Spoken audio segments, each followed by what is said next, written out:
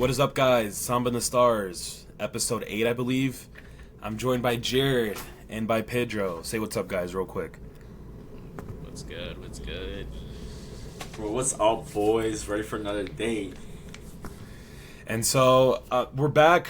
Finally, I'm sorry, guys. I know a lot of people were texting me, Twitter, Instagram DMs, literally showing up to my house, asking why haven't we dropped the pod. But we're back today. We're going to be reviewing the entire match day one of the World Cup.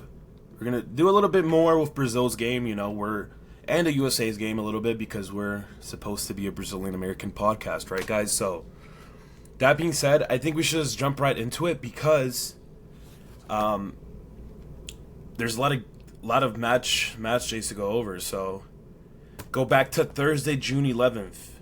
Before I do, Jared, as the sole American here, you're not actually American, you are, but how's the vibes been for the World Cup? I know me and you have both been out like most of the match days, so it's been amazing vibes, right? Oh, dude, it's been amazing here, especially in the Washington and in the capital, right? Like, it's just been amazing. Like, just going out to bars, seeing the melting pot of all these different nations coming together, watching the game, supporting their nations at various bars and outside viewing parties. It's been great. The vibes have been amazing.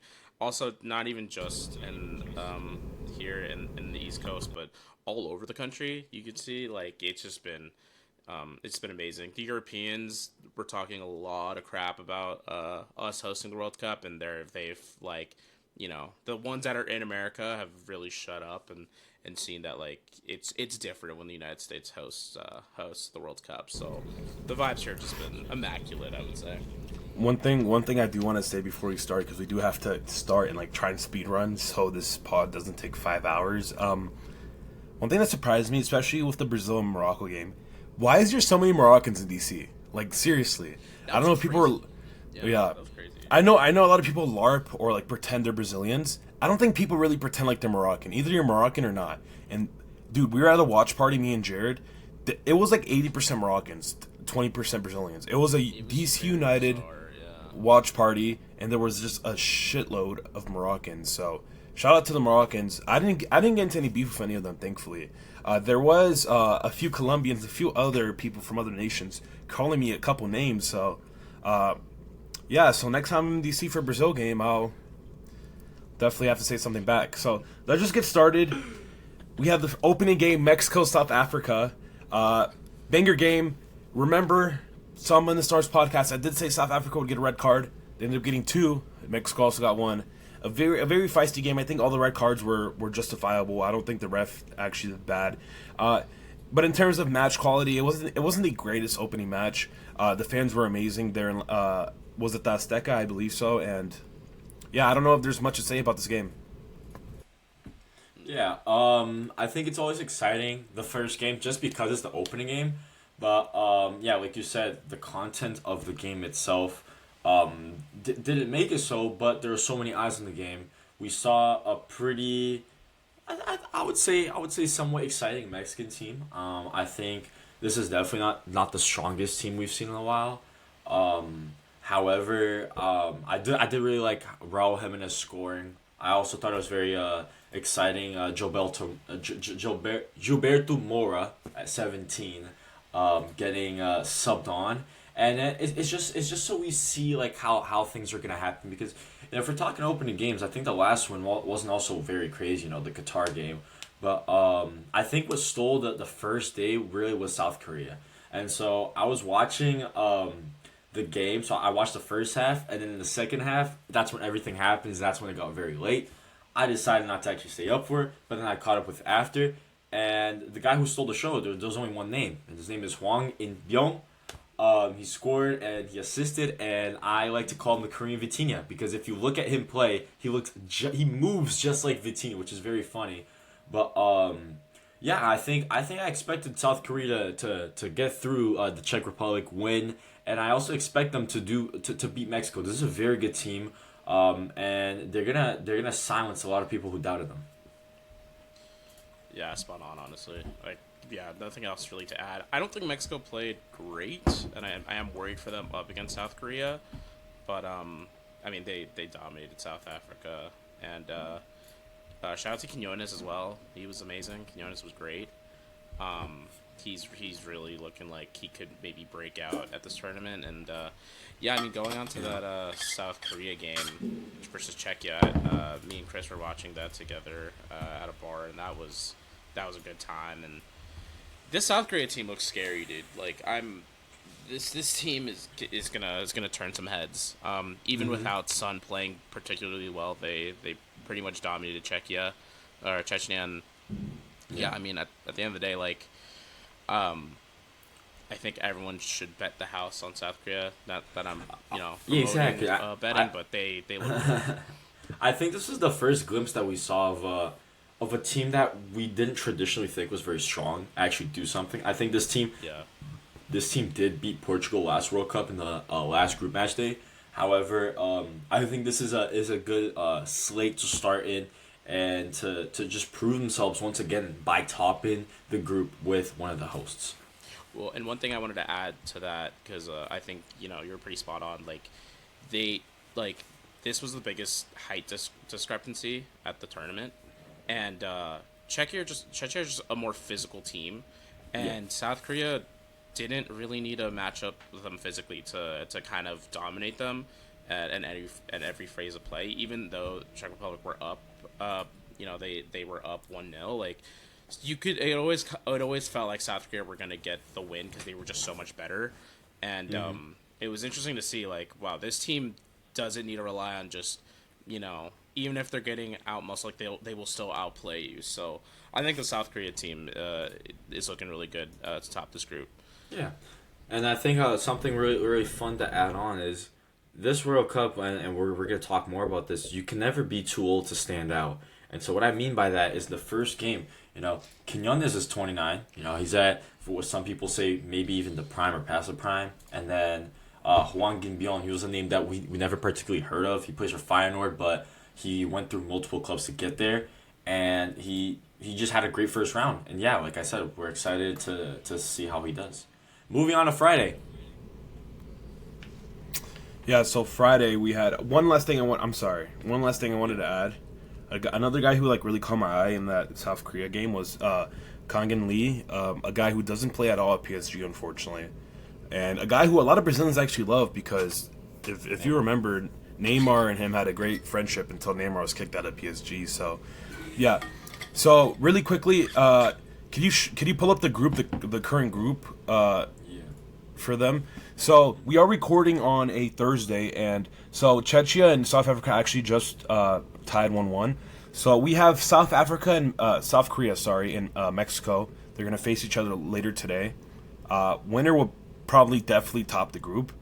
So we'll see how that goes. I think Czechia actually kind of messed up a little bit by drawing today against South Africa. They had a lot of chances They messed up a lot, yeah. Yeah, and so there's a world where they could actually end up fourth place here.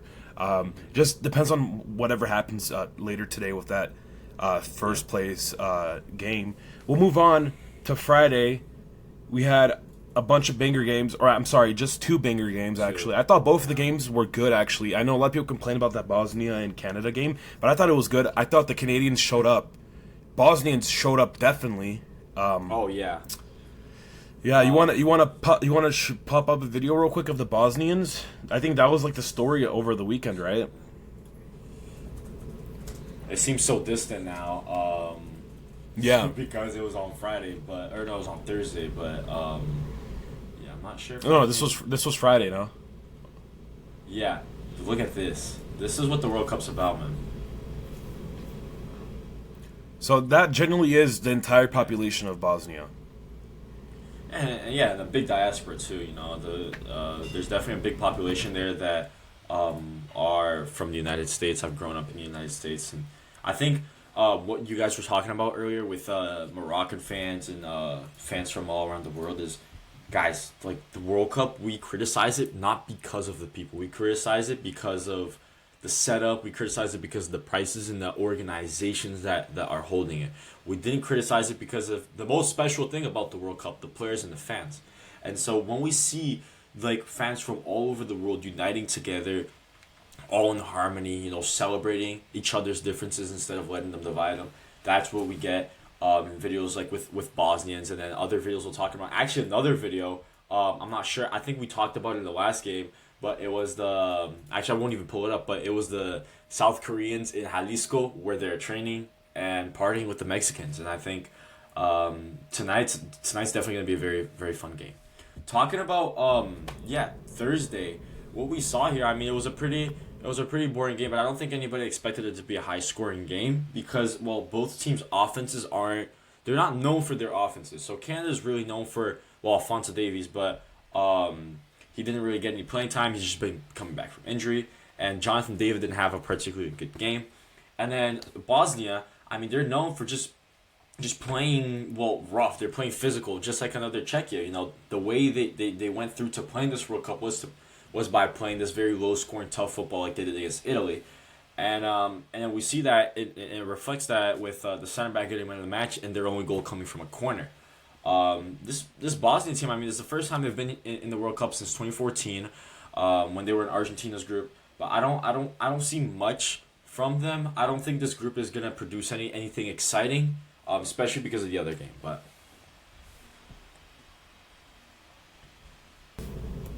quickly before we move on to the second game of it's a Friday actually, Pedro. You keep on saying Thursday. That was a Friday. it was a Friday. That's on me. Yeah. But in terms of the Bosnia game, one thing I did want to say, especially this World Cup, we talk a lot about the last ride, Messi, Ronaldo, Modric, obviously Neymar coming back right now. Dzeko not getting a single minute, especially in a game that's 1-1, and you're kind of like on the back foot. I don't care how Dzeko's form is right now. You called him up for a reason, right? And so the last time we saw him for Bosnia was in 2014 in Brazil. Dude, give the guy 5 minutes. You never know what can happen. You never know what can happen off of a cross, off of whatever, deflection, whatever. Dzeko's one of those guys where you have to put him in, especially with a team in Bosnia that I can't really name a single player here. I don't know much about them, Yeah. So it's like, yeah, and Dzeko's probably a guy who a lot of these other guys look up to. 100%. He probably is the biggest legend of their nation. I could be wrong, 100%. but No, yeah. No, you are spot on there.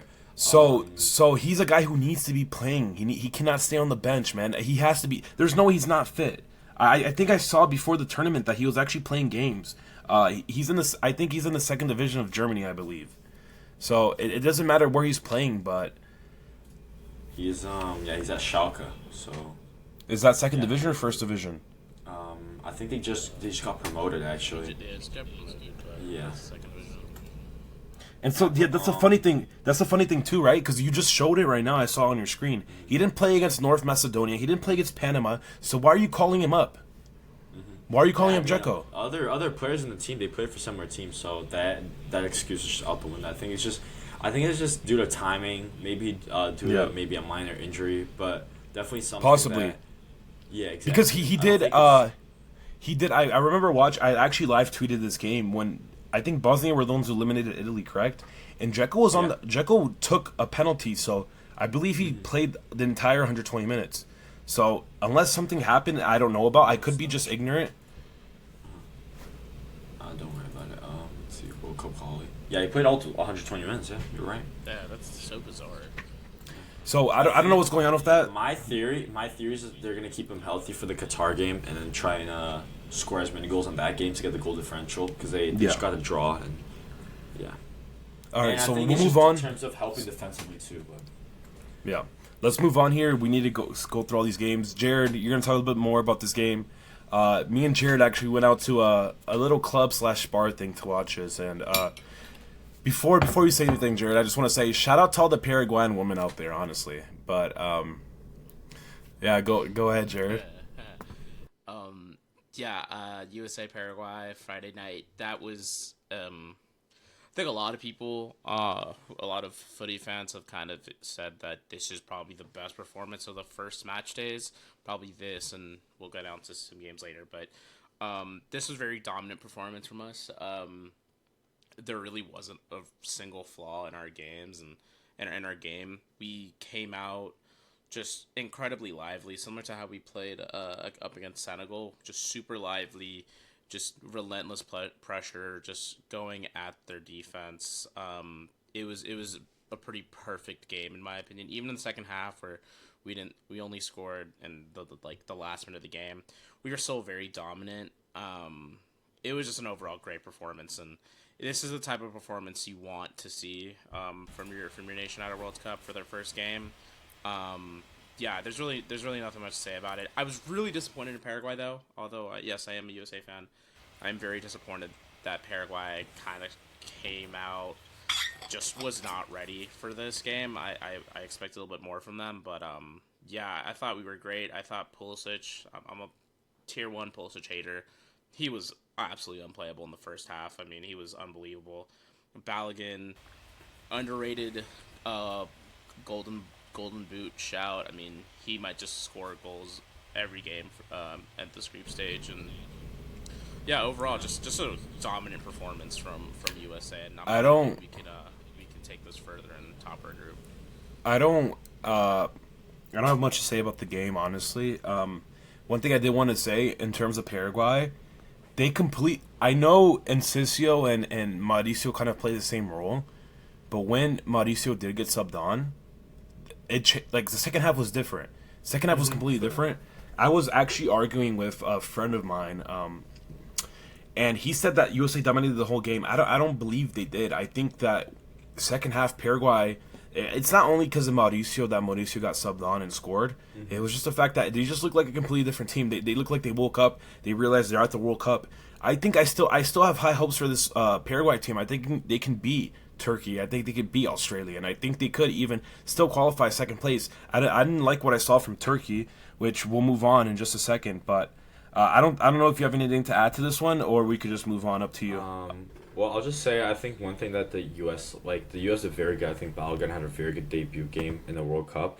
But when he was subbed out for Pepe, I think the U.S. as funny as it is, because Pepe is literally the number 9, they lost the reference point because there was a lot of lost chances, and so those opportunities at the World Cup come back to bite you. They would build up very well through the wings, and then they would pass the ball into the middle, and then they wouldn't find anybody. And like I said, yeah, you just can't waste those chances. Bellingham just like tiers above Pepe, and so yeah. So we'll move on here. We'll move on to Saturday. We had a first early game. We had Qatar, Switzerland. And now I do have to rant a little bit about Switzerland. And on paper, they actually look like a good team. And they're playing right now as we speak. So we'll post this probably the same day. But they're tied at halftime with Bosnia. A Bosnia team who doesn't really play good football. I've mentioned this before. Yeah. Dzeko is playing today. Wow. Yeah. But in terms of the Switzerland squad, I look at this squad. I'm like, who's there? Who's their guy? They don't have a guy, and it's another one of those things where even if you have a legend, who's a little bit older, you have to call it this guy. And so on that same day after they tied 1-1, which by the way, Qatar scored a last minute goal, literally broke so many people's hearts. It was the first draw of the World Cup actually.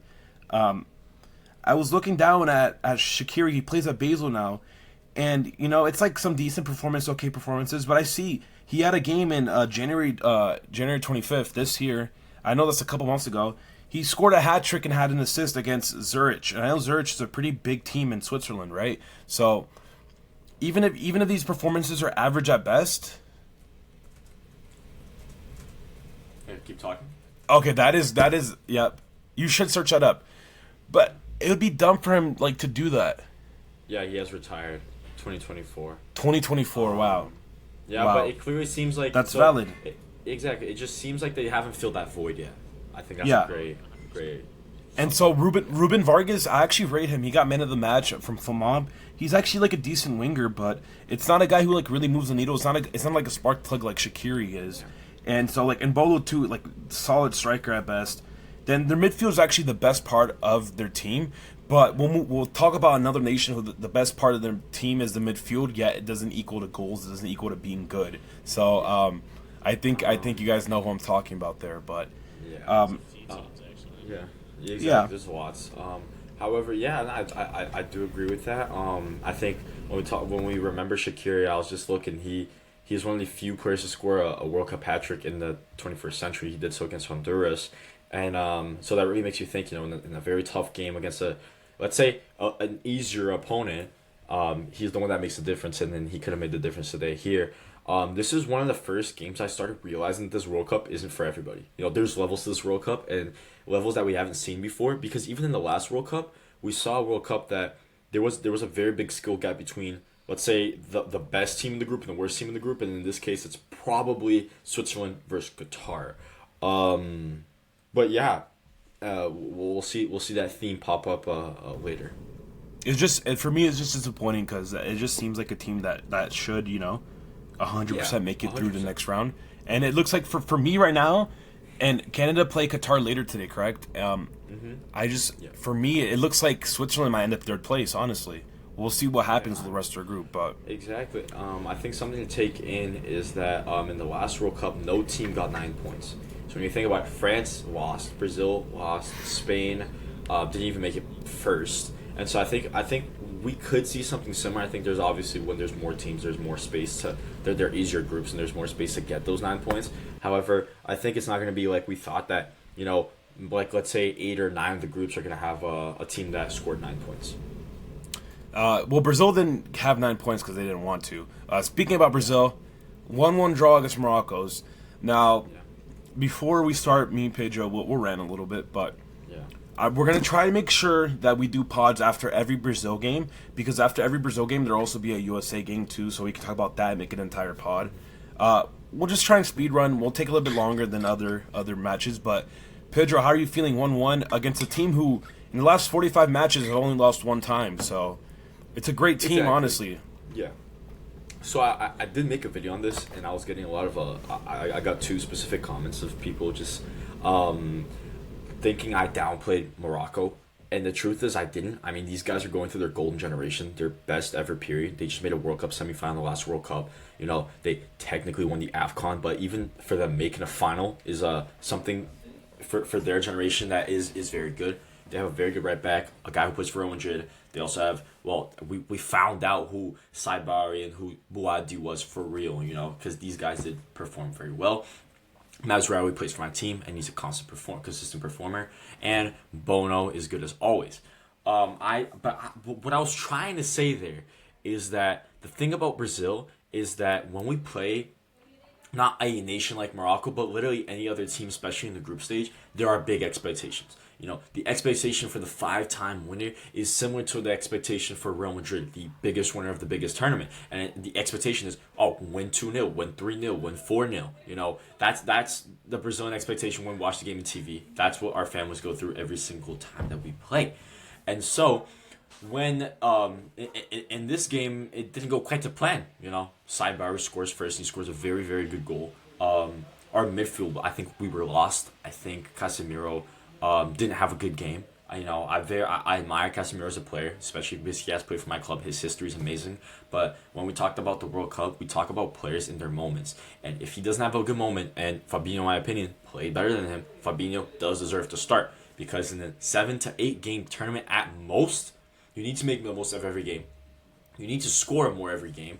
And you need to ensure that your team is the best possible every single game. We saw this with Argentina when they lost their opening game and then they reacted. We're talking about the last World Cup. They took 5 players out of the squad. I would do no different. I would take about 4 to 5 players out of the squad. I would definitely take out Rafinha, Casemiro, Igor Thiago, and Ibanez, and I would replace them with Danilo or maybe even Ederson, but probably Danilo. I would replace Rafinha with Haya or Uzahiki. We really need to get a winger that likes to stretch out wide to the right, whereas Vinicius stretches to the left.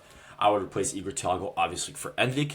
And I would replace Casemiro for Fabinho or Danilo Santos, or like Chris likes to call him, Danilo Baiano.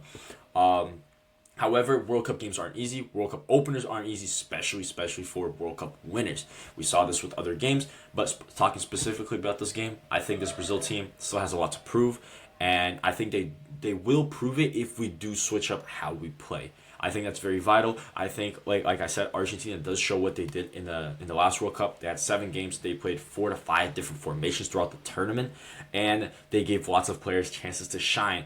And those choices were correct. The inclusion of Enzo Fernandez, the inclusion of Julian Alvarez instead of Lautaro Martinez. We're seeing players here, younger players, that are playing specifically because of their performances and how their outputs, and they're not playing because of their name.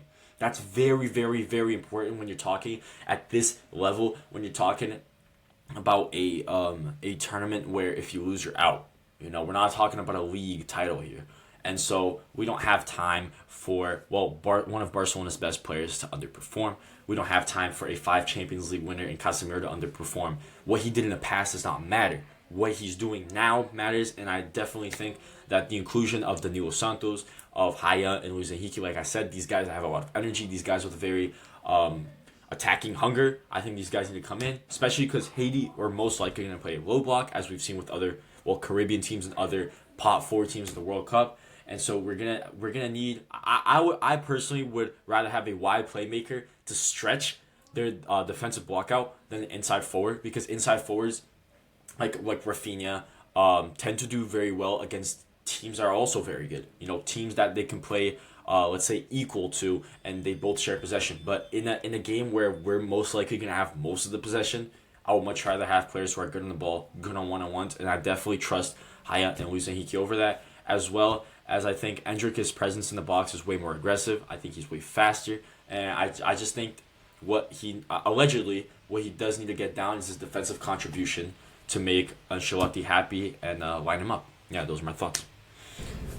It's funny you talk about openers, right? Because we had one of the biggest Brazilian World Cup legends, Romário, after the game get interviewed, and there was a clip of it, but he basically said that the woman asked him, you can just pull up that one and just have it translated. So she said that drawing Morocco in the opening match of the World Cup is like a loss. And so Romário basically said that anyone who says that doesn't know about football. And so the previous podcast where we had made these predictions, especially for this game, I had kind of said that Brazil would struggle actually, and it was pretty obvious to anyone, right? That being said, I did still bet on us to win. I still banked on us to show up, and for players to have their moment. So Vinicius had his moment still. He scored a beautiful goal, but outside of that, no one on the team particularly played well. Everyone's saying that Douglas Santos was the man of the match. He was okay at best. He was okay, and so because he was okay, he was the man of the match. No one specifically stood out. And with this game, I think it just shows you that, man, Ancelotti needs to stop being stubborn, because this was kind of the formation formation and lineup he played was basically the idea he had the whole time for Brazil. And so he kind of insisted on going with it. Now, with changes, you mentioned how he wants to see more from Endrick defensively, but which is hilarious because Endrick would obviously bring you more defensively than almost all our attackers. I think only Rafinha would really defend more, right? Yeah. So I just don't understand. I just don't understand what he's really thinking. Now with Paquetá, a lot of people said Paquetá had a bad game. I actually thought he had a good game. I don't think I just think our midfield entirely was so messed up that it made him look bad too. The cards he was given wasn't the best, and he made the best that he could do with. Yeah. And so Casemiro at this point, it seems like he's a player who you keep on the bench, and if you're up, you put him to just end the game. At this point in his career, physically, now obviously he's great on the ball. He's still a guy who could probably play center back for us if we really needed him to. So it just goes back to why didn't we call up a guy like Beraldo? Because Beraldo would start. I know people know I'm biased towards Beraldo, but Fabinho at this point, Fabinho has to start, and Fabinho's not bad. So actually, Fabinho would start ahead of Beraldo.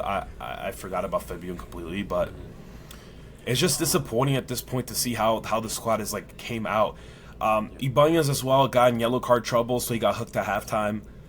Not a guy who we could have trusted for another 45 to keep it clean, but I think he actually might keep. He might keep I saw that he did some changes. He tried Martinelli. He tried Luis Enrique.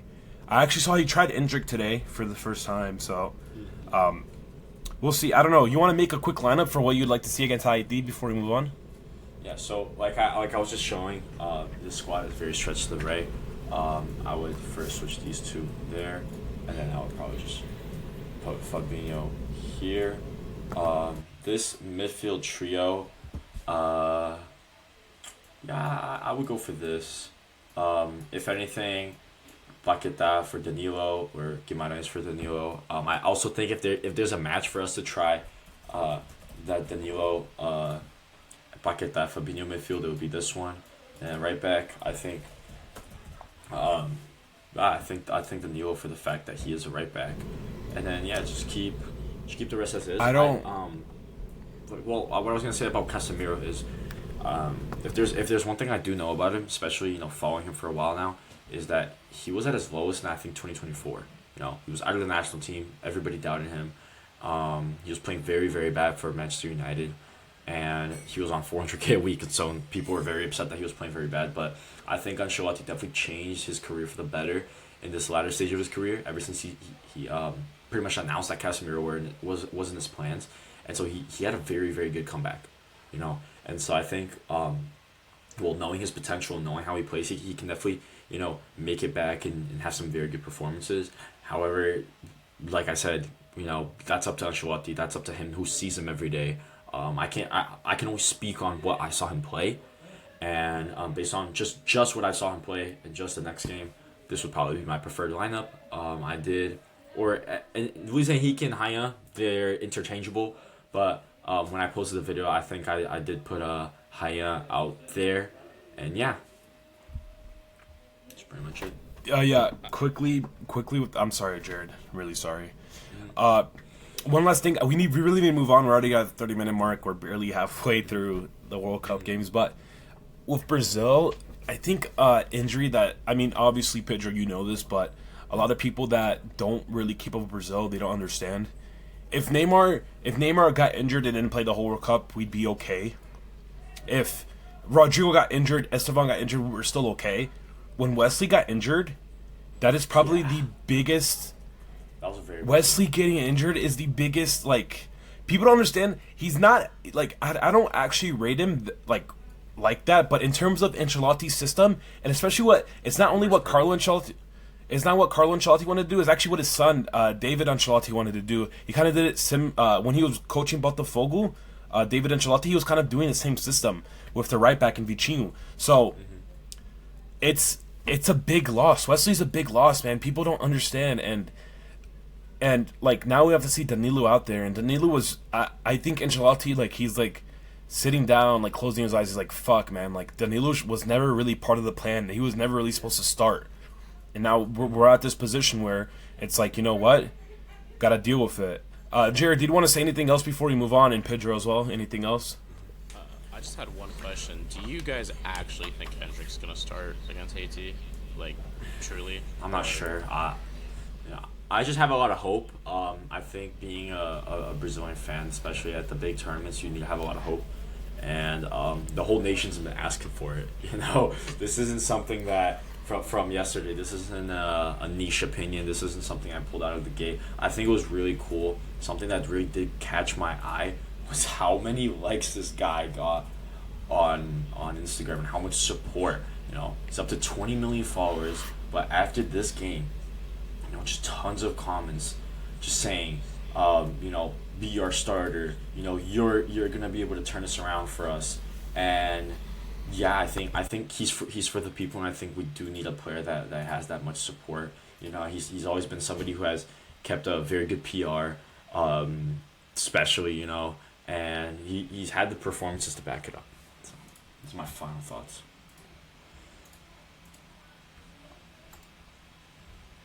Chris?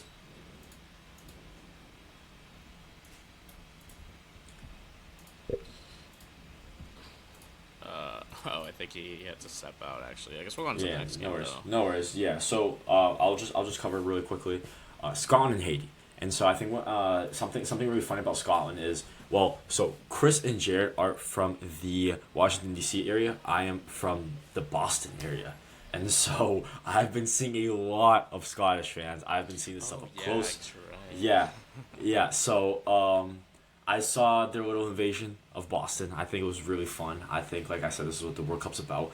They went to a Boston Red Sox game. We haven't been having the best of times recently in baseball, but they really made sure to have a lot of fun. They were singing the whole game. You know, this is like I said, they're a very exciting bunch of guys, and in this game they did no different. You know, they all went out in support for their national team. They haven't been in the World Cup for over 28 years, and this game was. I thought it was gonna be a field day for Scott McTominay, but I was wrong. It was a field day for John McGinn, and so I think this was another kind of. This was like my second, let's say, round of thinking, yo, this is what the World Cup is about. There's levels to this because I did think that Switzerland were gonna put like 3 past Qatar, and then Scotland were gonna put 3 past Haiti. You know, but they didn't. You know, watching the whole game, Haiti played very good, and I think they didn't get the result because of some refereeing decisions that were a bit shady. But we're talking about a country that's playing for their people who can't even leave their country to go watch Haiti. You know, a lot of Haitian fans are going because they live in the United States. They can't have any fans coming out of their country. They don't have access to visas, and so these guys they're amazing. They're fighting very hard. They do have one Premier League player in Belgrade. I think he had a pretty good game, and these guys, you know, they knew what to they knew what to do, and they stuck to it. You know, their traditional play wasn't that bad, but like we will see later, a lot of these teams they held down very well, but what they lacked was the end product to go out and score. But what they did well. I think this is some danger signs going on for Scotland. I think they do really need to pull out a result against Morocco and Brazil, because if they don't, they will probably not be one of the 8 best third place teams just because of the goal Yeah. differential. But I think both teams are Do you, excited. do you can you guys hear me? I'm sorry. Is my mic good? Yeah, Okay. Yeah, yeah, you're you're on good. your old mic, Huh? yeah. You're on your old mic, yeah. Yeah. Unfortunately. Yeah, By the way, yeah. for all for everyone who's got this far, uh, to everyone tell Jared that I need my mic back. He literally stole my mic, so I'm back to old quality. But um, let's go back to this game. One thing I want to say really quickly before we move on, we do have to keep on speed running through these games. With Haiti and Scotland, I think it's very clear that Scotland is going to go far in this tournament, and it's very sad because this is their golden generation. You look at the players they have, especially at midfield. It's amazing. Now Haiti had an advantage here because they're used to these conditions. They're used to these hot, thick conditions compared to these Scottish, Yeah. who they're not. So when people ask me about Brazil against Scotland, which is the third um, are in In Miami. Miami, I'm not worried at all about that game. Um, that's gonna be a big game for Brazil actually because it could make or break our tournament. So I'm not. Yeah. Neymar will 100 allegedly Neymar will 100% be back for this game. Um, so Hmm. the Scottish man, I mean, they have to play in some favorable conditions to win because if not, they just don't look like the same team. If Scotland didn't score the first half goal right, I don't think they could have scored another goal. Obviously, easy, they didn't score another goal, right? But let's say it was still 0-0, they'd be pushing. But I think as Hmm. as the game goes on, Scotland has like lesser chances of scoring. So we'll move on here. If you'd like anything else you want to add, No thoughts. already. And so we have a midnight game. Oh. Yeah. So uh, we have a little bit of beef between Jared and Pedro here about Turkey. Um, and so No pun intended. No pun intended. Australia. I didn't watch the game. I'm gonna be completely honest, but I did. Yeah. I heard Turkey had a bad game. So Shocker. Yeah, they were really bad. This clip. Where is that? I'm not sure if you what's that midfielder's name? Uh what's that Australian guy's name? The one with the bun? Um, Jackson Irvine. Jackson Irvine. I think this is a personal highlight from wait, where was it? This clip. Yeah. And then I think they're like it shows the Jackson Irvine before. I thought that was pretty funny. That honorable mention for clip of the round. That was pretty funny. Pedro, if you don't mind pulling up your Instagram, your soccer Instagram, I just sent something in the DMs. I guess it's your personal Instagram. Maybe you shouldn't show. Yeah, yeah, Ooh, yeah, yeah. uh, Uh, yeah, no, I don't. I have to like switch my. Oh, I have to. Wait, hold on. I might have it. I might have it. Hold on. Let's see. I should have had this. I should have sent this, Yeah, there but we go. Clutch. No, no worries. It's on. It's on my. Well, where is it? no, it's on your personal actually. It's on your personal. So I don't know. I Oh, don't know it's if my you want to show personal. that or not. But Bro, just send it to my. Send it to this one. Send it to I this one. got you. I'm gonna send it right now. It was pretty funny, Yeah. and I think this Yeah. is the reason why. I just sent it right now. I think this is actually one of the reasons why Turkey lost because they were so physically outmatched.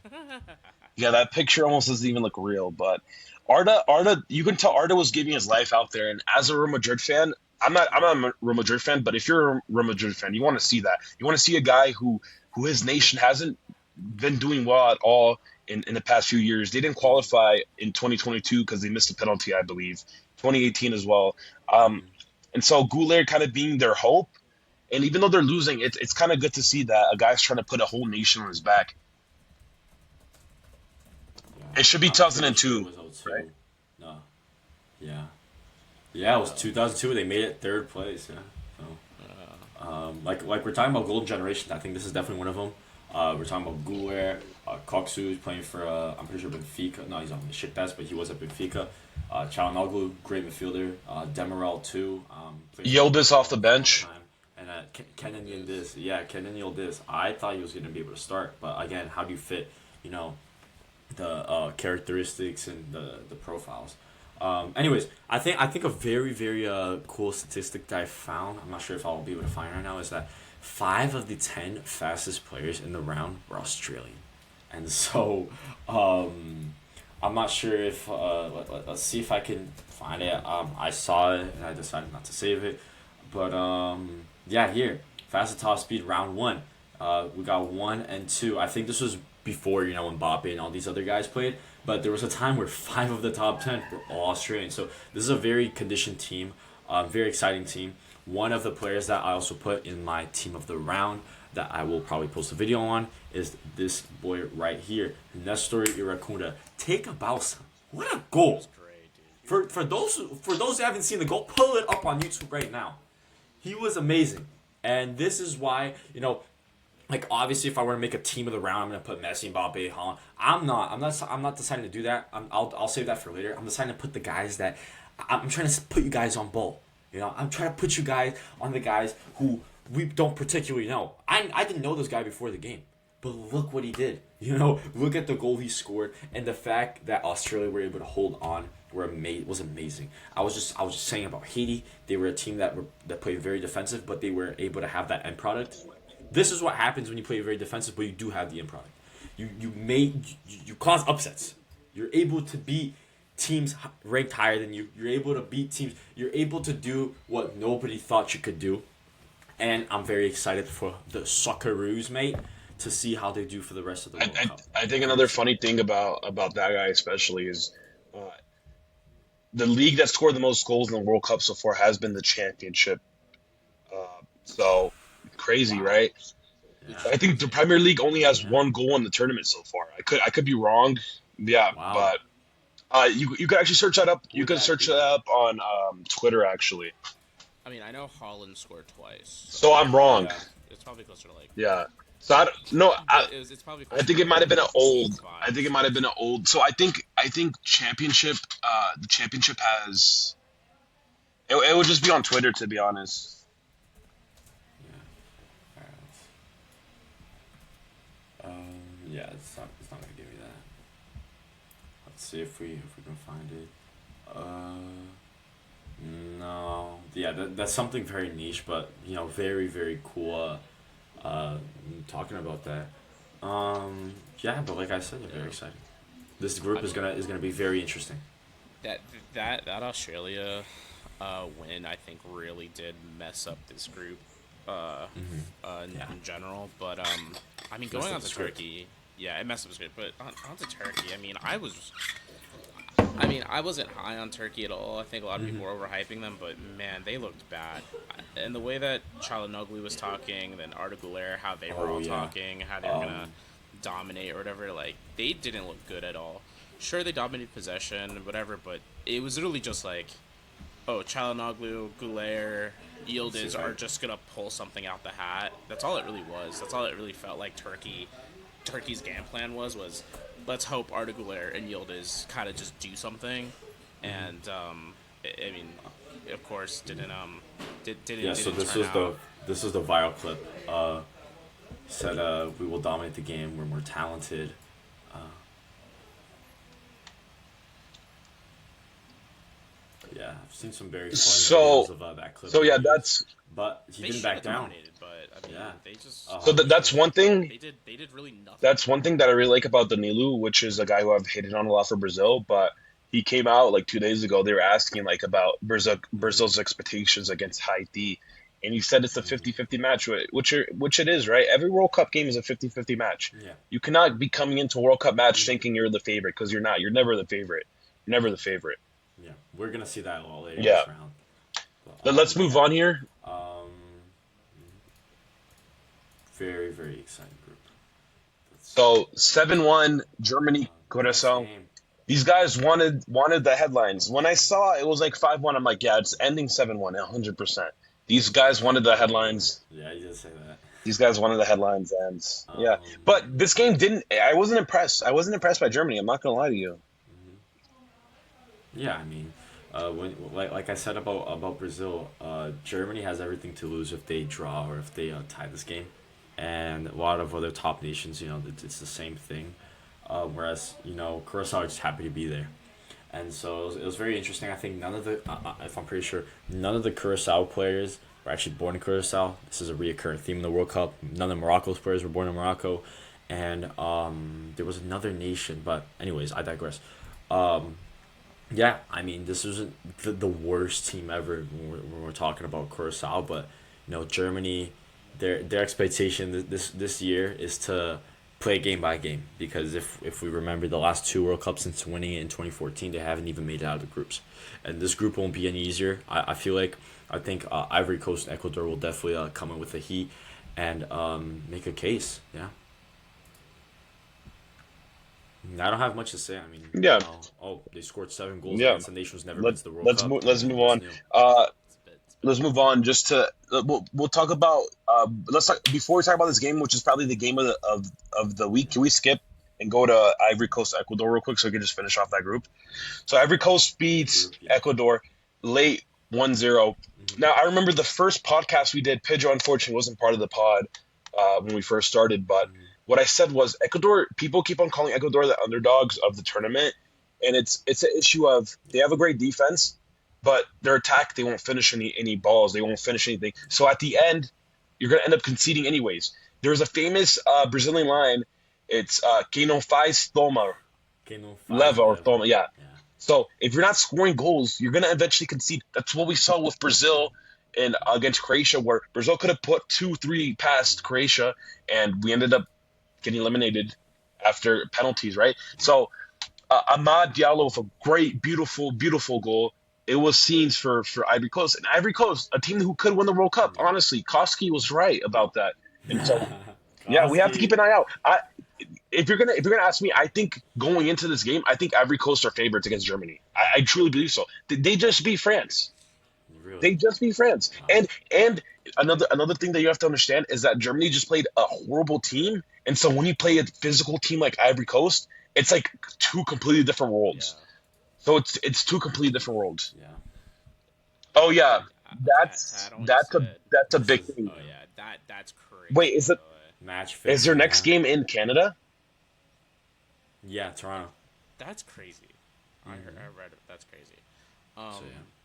what I dope. But to go on to what you said about what you said on the first pod, I also said on the first pod that I think Ivory Coast are the actual real dark horses Yep. of this tournament because everyone had Ecuador. Yeah. I said specifically I think Ivory Coast is slept on, and I think I even said on the pod that if Ecuador against Ivory Coast, if Ivory Coast gets a goal, Ecuador's not scoring, right? And I mean, kind of just spot on. Like I think Ecuador. I mean, just look at that attack, dude. That's just like Yeah. And so they really expect to like 1-0 So yeah, so overtake them. It just Plata is a baller. Like I'm not gonna lie to you, but when you come in and you're just thinking of a 1-0, and there's not much at all outside of Caicedo going forward. I mean, Nkapi is actually pretty good going forward. I especially remember in Leverkusen him being like good, but he's not gonna score goals for you. He's gonna try and help you score goals. He's not gonna directly score goals for you. And so Valencia. In this game, yeah.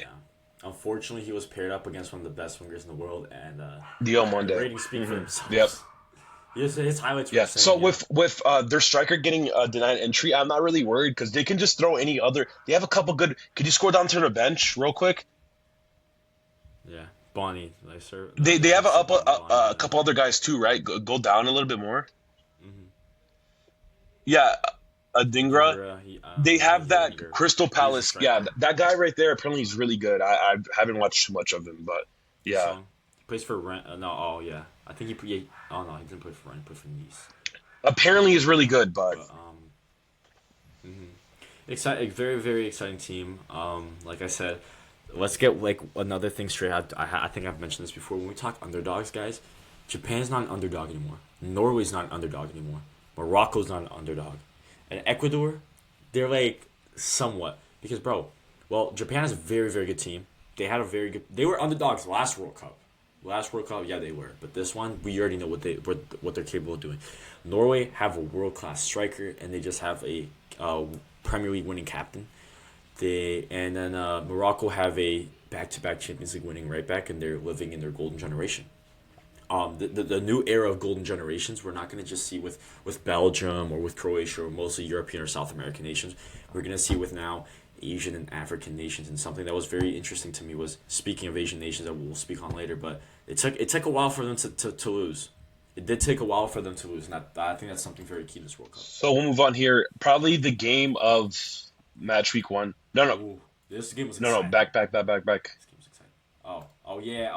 I don't know if you thought Tunisia and Sweden was better, but I mean, I didn't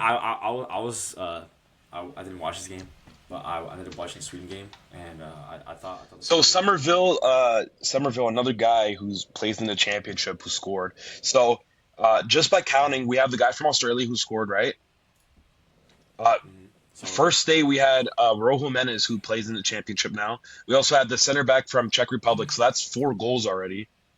And we're not even all the way through. Maybe I'm even skipping a guy or two, but yeah, man, I think something about the Netherlands that doesn't like really move me is their attack at all. Like I've never been a fan of Gakpo. I've never really been a fan of Somerville. I know that Daniel Malin, he's had a pretty good stint at Roma.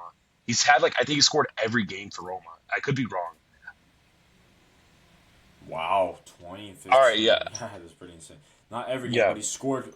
He scored every other game at least here, but yeah, no, very good. Yeah, job. but That's what you need from the from Dutch, Switzerland. you look at their midfield, you look at their back four, you're like, this team can win the World Cup, and then you look at the top three, and it's like Yeah. they need the pie, they need Memphis Depay. Yeah. So it's It's like that horse meme. No, that did. yeah, so it's like Yeah.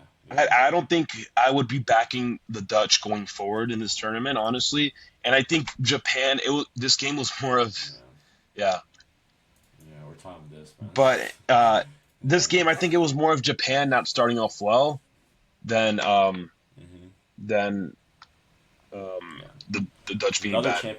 Oh no, this guy's a second division French baller. Yeah, that scored an amazing goal. Nakamura, I feel like I've heard of him, but there's so many Nakamuras out there, so Let's see. Yeah. yeah, definitely not. No, you Definitely. probably haven't. Yeah. So. Yeah. But anyways, I think this Japan team has. I think both these teams have a lot to play for at this World Cup. I mean, some of you guys have been following. Do know about the Economist, who predicted Netherlands to win the whole World Cup. I'm not sure if I'll be able to find that, But there was a pretty much lore drop. There was a economist who he statistically or some BS. He correctly predicted the last I think 3 World Cup winners, and so for this World Cup he predicted the Netherlands to win based off of numbers. Um, Another thing is that the Japanese coach, Mr. Moriyasu, did come out in an interview and said that he thinks Japan can win the whole World Cup. Again, like, I'm not sure if I can find that. Which it can, by the way. But yeah, well, yeah, exactly. All you need is a little luck, right? I mean, Yeah. I'm not sure if. I think this game was actually perfect for them in terms of Japan because This was funny. yeah, The I think this game was perfect for them because they already face a quote unquote big dog in the Dutch, right? And they get a decent result, even playing bad. So they played horrible and they got a good result. yeah. Yeah. I will never The notepad. I will never forgive Fabrizio Bruno for that result though, because Brazil should have beat them easily. I woke up early for that game, Um. 5 a.m. Oh yeah. Let's see if I can also find this clip that I thought was very interesting. It was the Dutch fans in Dallas. This was absurd. Yeah, This was so cool. Oh wait, hold on. This was amazing, dude. Dude, it's giving me chills. Yeah. Still. This is like the fifth time I've watched this video. World Cup vibes this year have been like amazing, dude. Amazing, amazing. Yeah. So yeah, like I first saw that, I think that the morning before they played on Sunday, I was starting to get chills like all over my arm because like bro, like look at the amount of people, everybody in unison. There were some Japan fans in the mix too that they were, they're all having fun together. So that's great. That's great to see. One last thing I wanna mention about that before we move on because we do have to move on. Not in terms of the game, but you see all these fans in unison, and sometimes you don't know what's going on in whoever's country it is. But when we're talking like Brazil specifically, and it hasn't happened in Brazil yet because Brazil haven't won, but when these teams, when these fans show up, they all come together, and when their team wins, it's even better. But the World Cup is the only tournament in the world. That's why it's the biggest tournament ever. I know a lot of Americans like to cope and say it's the Super Bowl NBA, but the World Cup literally brings people together. It brings nations together, even if they're going through a crisis. So I know Brazil right now, especially Yeah. in terms of politics, a lot of things are going on. So hopefully Brazil can score 4 or 5 past Haiti, make people believe in the hexa once again, so the country can come together. And yeah, like you said, that was just beautiful to see. I just got chills too. Yeah, Exactly. we'll move on. Tunisia against Sweden. Very disappointing. Very disappointing performance from Tunisia. Tunisia is a team who I thought could maybe surprise a couple people. They're a very physical team, but when we're talking Sweden, you posted something in your story, and it's true, Pedro, about the former. Back. It's back, baby. 2 striker formations, man. I'm sorry, but like, yo, this is something we haven't seen in so long. Like, we've been so used to accustomed to the 4-3-3, the sole striker, and sometimes or the 4-2-3-1 where the cam, the number 10, makes a dual partnership. No, we haven't seen. This is football. The game is back. 2 physical target forwards. This is what it's about. And I think they didn't disappoint. Sweden bet all their chips on both Isaac and Gyökeres, and I think I think their display was amazing. Yeah, Yeah, I think very excited to see. I think Sweden. Japan game Yeah, will be interesting. that Sweden team doesn't really move me outside of that front line, but it's a team that you just need that front line, man. Sometimes you just need those 2 guys up top. You just lean on them, and we'll see what comes from that. There was, yeah. There was a goal I really liked where I think it was Isaac where one of them won the ball back, and he won back the ball back for the other guy for Gyökeres, and this wouldn't have happened if there was a sole striker. Yeah. So, Ayari though, what a performance, lad! 2 outside of the box goals. I did put him in my 11. It was really funny because so the first I'm not sure if you've seen this, but the first celebration that he had here. So I think the first goal, or no, I'm not sure, but the first goal he did this because he has Tunisian family, and then the second goal where he ripped it out, he just decided to celebrate it, and I think a lot of people agree with him there. one last thing before we move on from this. I think another thing when we're talking about openers because it's the first match for all these nations, but when you score 5-1 and you get 4 goal difference already, you're set. You're basically set. It's very hard for Sweden not to qualify as one of the top 2 teams, and Oh, it's honestly 100%. very hard for them to not qualify as a top team in that group. I think I think they can give some problems to Japan, especially because their strikers are going to bully their defenders. So Yeah, we'll see what happens.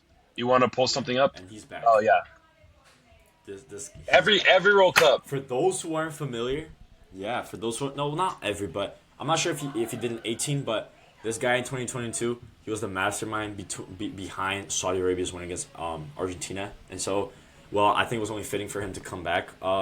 Tunisia's coach got sacked. I did see some postings of some Tunisian fans. They they just like the guy just wasn't making good choices. His call ups were very bad. And then in game two, it didn't get much better. And so, well, that's what happens when I think everything just went in correlation, and then we get a very exciting game. Only for one side, though. All right, before we move on here, I do have a live update. Yeah. Johan Mansambi has just scored, putting Switzerland up 1-0 against Bosnia. Bosnia, with this result, likely, maybe. I think did they get a draw or did they lose first game? I think they got a draw, right? They got The a draw draw. saved them because with this result, they'd probably be going home in the old format at least. We don't know how the third place teams will look like, but good for Switzerland after choking against Qatar here. We'll see if they can keep it up. Um, and so yeah, and then let's move on here. Let's to Monday. Monday, I did not. I think Sunday was a Yeah, very good day, though. I think we Sunday mostly was saw these great. four games. I did Were not very good watch for football. any of these games to be completely frank, but we had the biggest shock, Spain Cup, The biggest biggest story. story Yes, of the so I'll let first you guys round. take over because I did not watch this at all. I'm not going to sit here and lie. I watched, yeah. So, Jared, please. I mean, yeah. I mean, with this game, really, nothing much to say. But I mean, without Lamine Yamal, this team cannot do anything. There was multiple times. I mean, you could see the ratings here, right? The ratings speak for Solid. themselves. It's the horse again. It's the horse. It's the horse, the midfield. Pretty damn good performance. I thought Pedri was great. But then they would literally get to the third, Attack the third. final third, and then they would just pass it around, and then Shocking. no one could do anything. Like, I don't know why Gavi's starting. I don't know why he's starting up at left wing. He's just another midfielder. Odiathabal, as much as I like him, he is not a striker. And He he's didn't touch the not ball for 30 minutes. That's what I'm saying. Ferran Torres, I think, is fine, but again, like he's gonna be your like most wide player. They really did nothing, and it was one of those Yeah. performances where like I'm watching, and I was like, dude, this is boring. Like at least from Yeah. Spain's perspective. But I mean, once Lamine Yamal came on, you could tell. I know he was only on for around like 10 or so minutes, but you could tell that it really he like the attack looked way more dangerous. Way livelier. Yeah. Yeah, way. The first play, livelier. yeah, the first play after he came on. Yeah, Yeah. Lamine looked great, and they looked way better when he was on. But when he's not playing, yeah, I just hope one man watched this game. His name is Ancelotti. You know why? Because similar to what Spain just did, we're gonna do the same thing. We're gonna play Haiti, and so what we see here are two wingers that don't really open up a lot. You know, they like when you normally see a wide playmaker, his heat map is usually near the touchline, and so I'm not sure you do see that with Ferran. But the thing with Ferran is that for Barcelona, he hasn't been playing that position. You need players who play a similar position for their club 50 to 60 times a year, so that they can get this so they can get it right for the 7 to 8 games. But yeah, when you the heat maps, they tell a very good story, especially because, like I said, the 4-1-4-1 is the best defensive block there is. This is how Morocco went to the semifinal, and this is how a lot of teams defend nowadays because, well, there's little space here. There's no space here. The best or the space is normally here for the fullbacks, you know, to have a very good game. And so if Haiti line up in a similar way than a 4-1-4-1 or like we saw against Scotland a 4-4-2, you do need players who are going to stretch. You do need players who are going to stretch the field and make sure you can open that back line and go for chances. And so we did see that, like I said, or like Jared said, when Jamal came on, a way wider midfielder. As much as they were both wide, but he specializes in the 1v1s. And so does Nico Williams here. You do need players like that in when you play a team that is far worse. But another thing, let's talk about the biggest story of the first round so far. And I know you guys have been looking at it, Mr. Vozinha. And I'm not sure if there are some of you guys who haven't been following, and you literally have to be living under a rock if you haven't seen the story of this guy. He went pro at 25. He used to pick up garbage for work. And he didn't really have, he went pro, but he wasn't a big time player. Cape Verde isn't relatively a big nation when you're talking about football. I can only name Gil Vicente here, and Gil Vicente are a team that go from the first, the second, the third division of Portuguese football, and so he's playing for Chaves, 40 years old. He's thinking about retiring, by the way, from the international team, not even playing, and then he goes on and produces this, a 0-0 goalless draw against one of the greatest nations in world football right now, one of the heavy favorites to win it all. And I think that, like I was saying, the numbers they speak for themselves. Currently, this is definitely something that Brazilians are more familiar with. But currently, he's at 13 million. He's at 14 million followers. He was at 20,000 during the game. This guy's life changed from one day to another. Like, I was thinking about this, like, man, this is the generation defining. This is the greatest day in this guy's life. This is what this guy was born to do, and it happened. I think this was very insane. We saw the whole Tim Payne thing where he had 5 million followers. This is child's play compared to this. This guy got 14 I want to say guys. something real quick about Vozinha. Shout out to Casa TV, which are the company who really pushed him. Dude, Brazilians are the main characters, man, of everything. And so I was gonna mention that because everything football. Football. Because the Tim Payne thing, it was pushed by an Argentinian guy, and he did get 5 million followers, which is crazy, right? Because he was the least followed guy. And so Vozinha gets pushed by Casa de Ve. By the way, Casa de Ve showing every game for free. Every game for free for Brazil. If you have a Brazilian VPN, you can do that as well. Please don't take down this video, Kaze, por favor.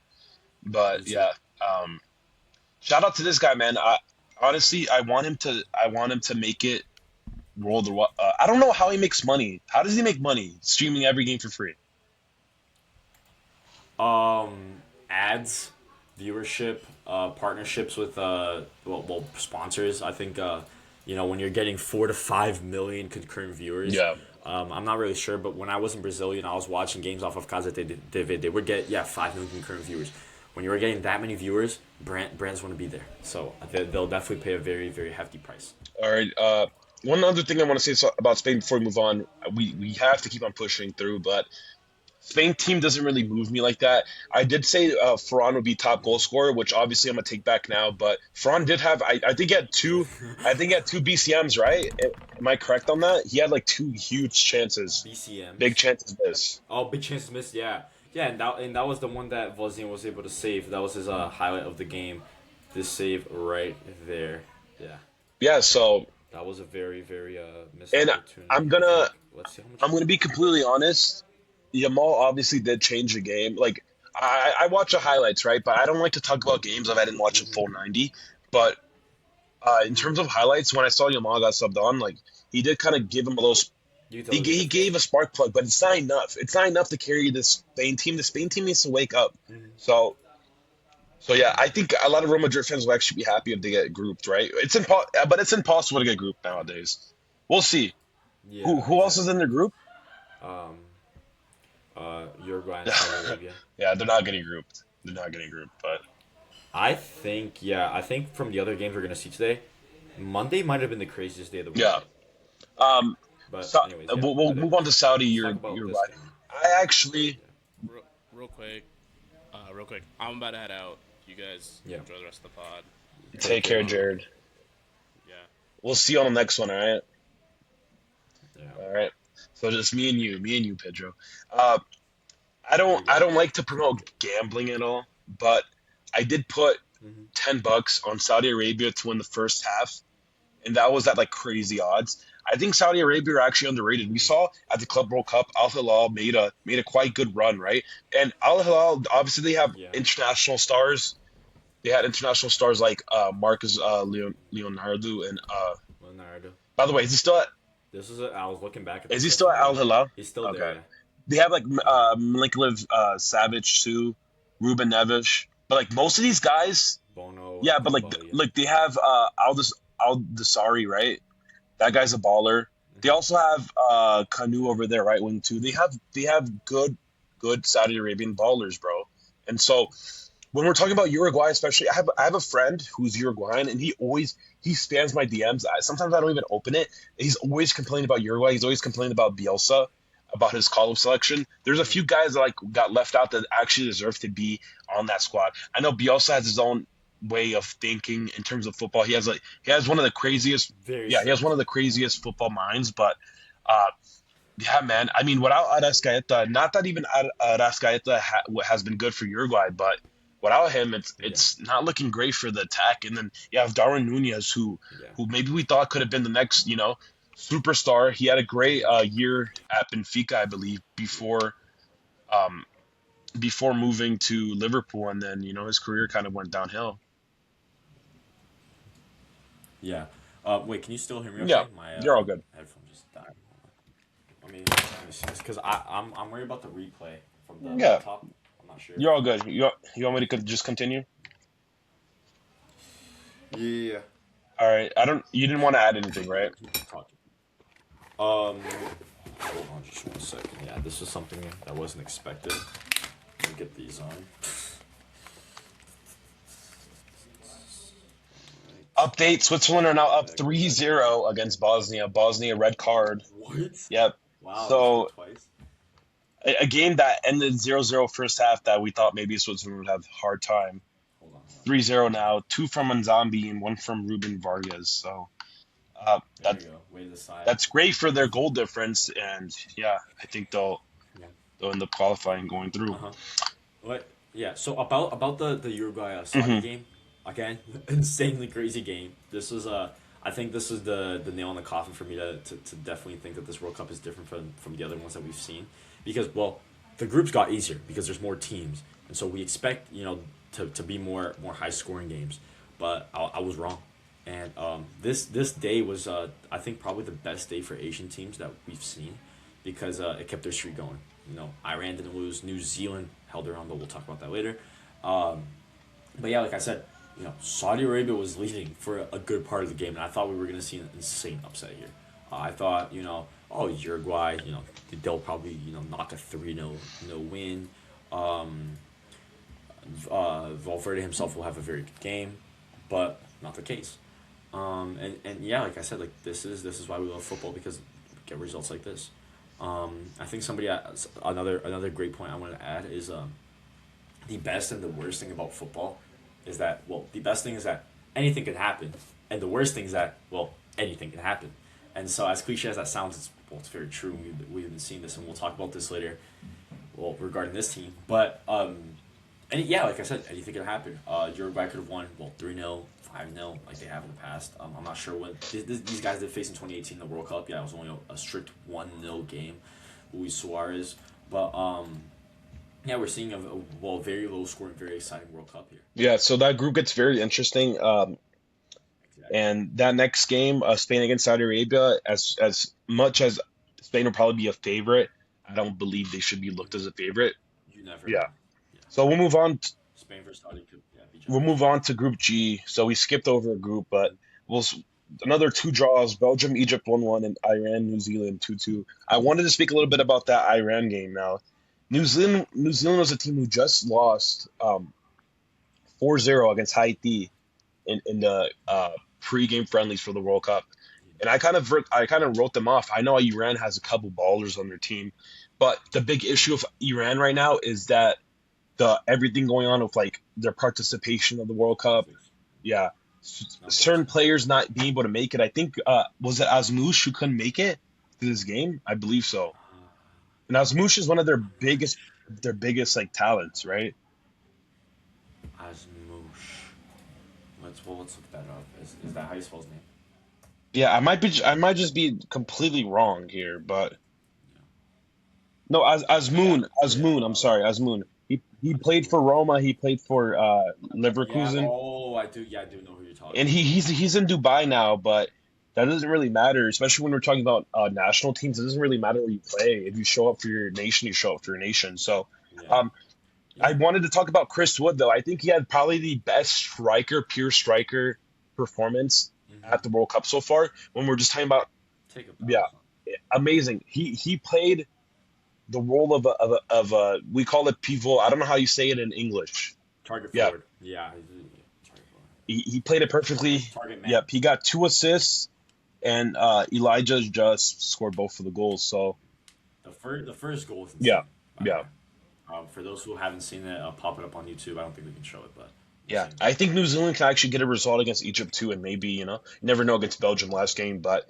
Uh, Yeah, Exactly. that was surprising. And we had Belgium 1-1 against Egypt. I'm not shocked at this result at all. I mean, we saw Egypt Yeah, play I'm not either. Brazil, so I we're think familiar yeah. with Egypt. I think Egypt are a I watched this whole game. Yeah, so I think Egypt is a very good team. I think the ratings and the defense definitely don't do them justice. They have a very, very organized defense.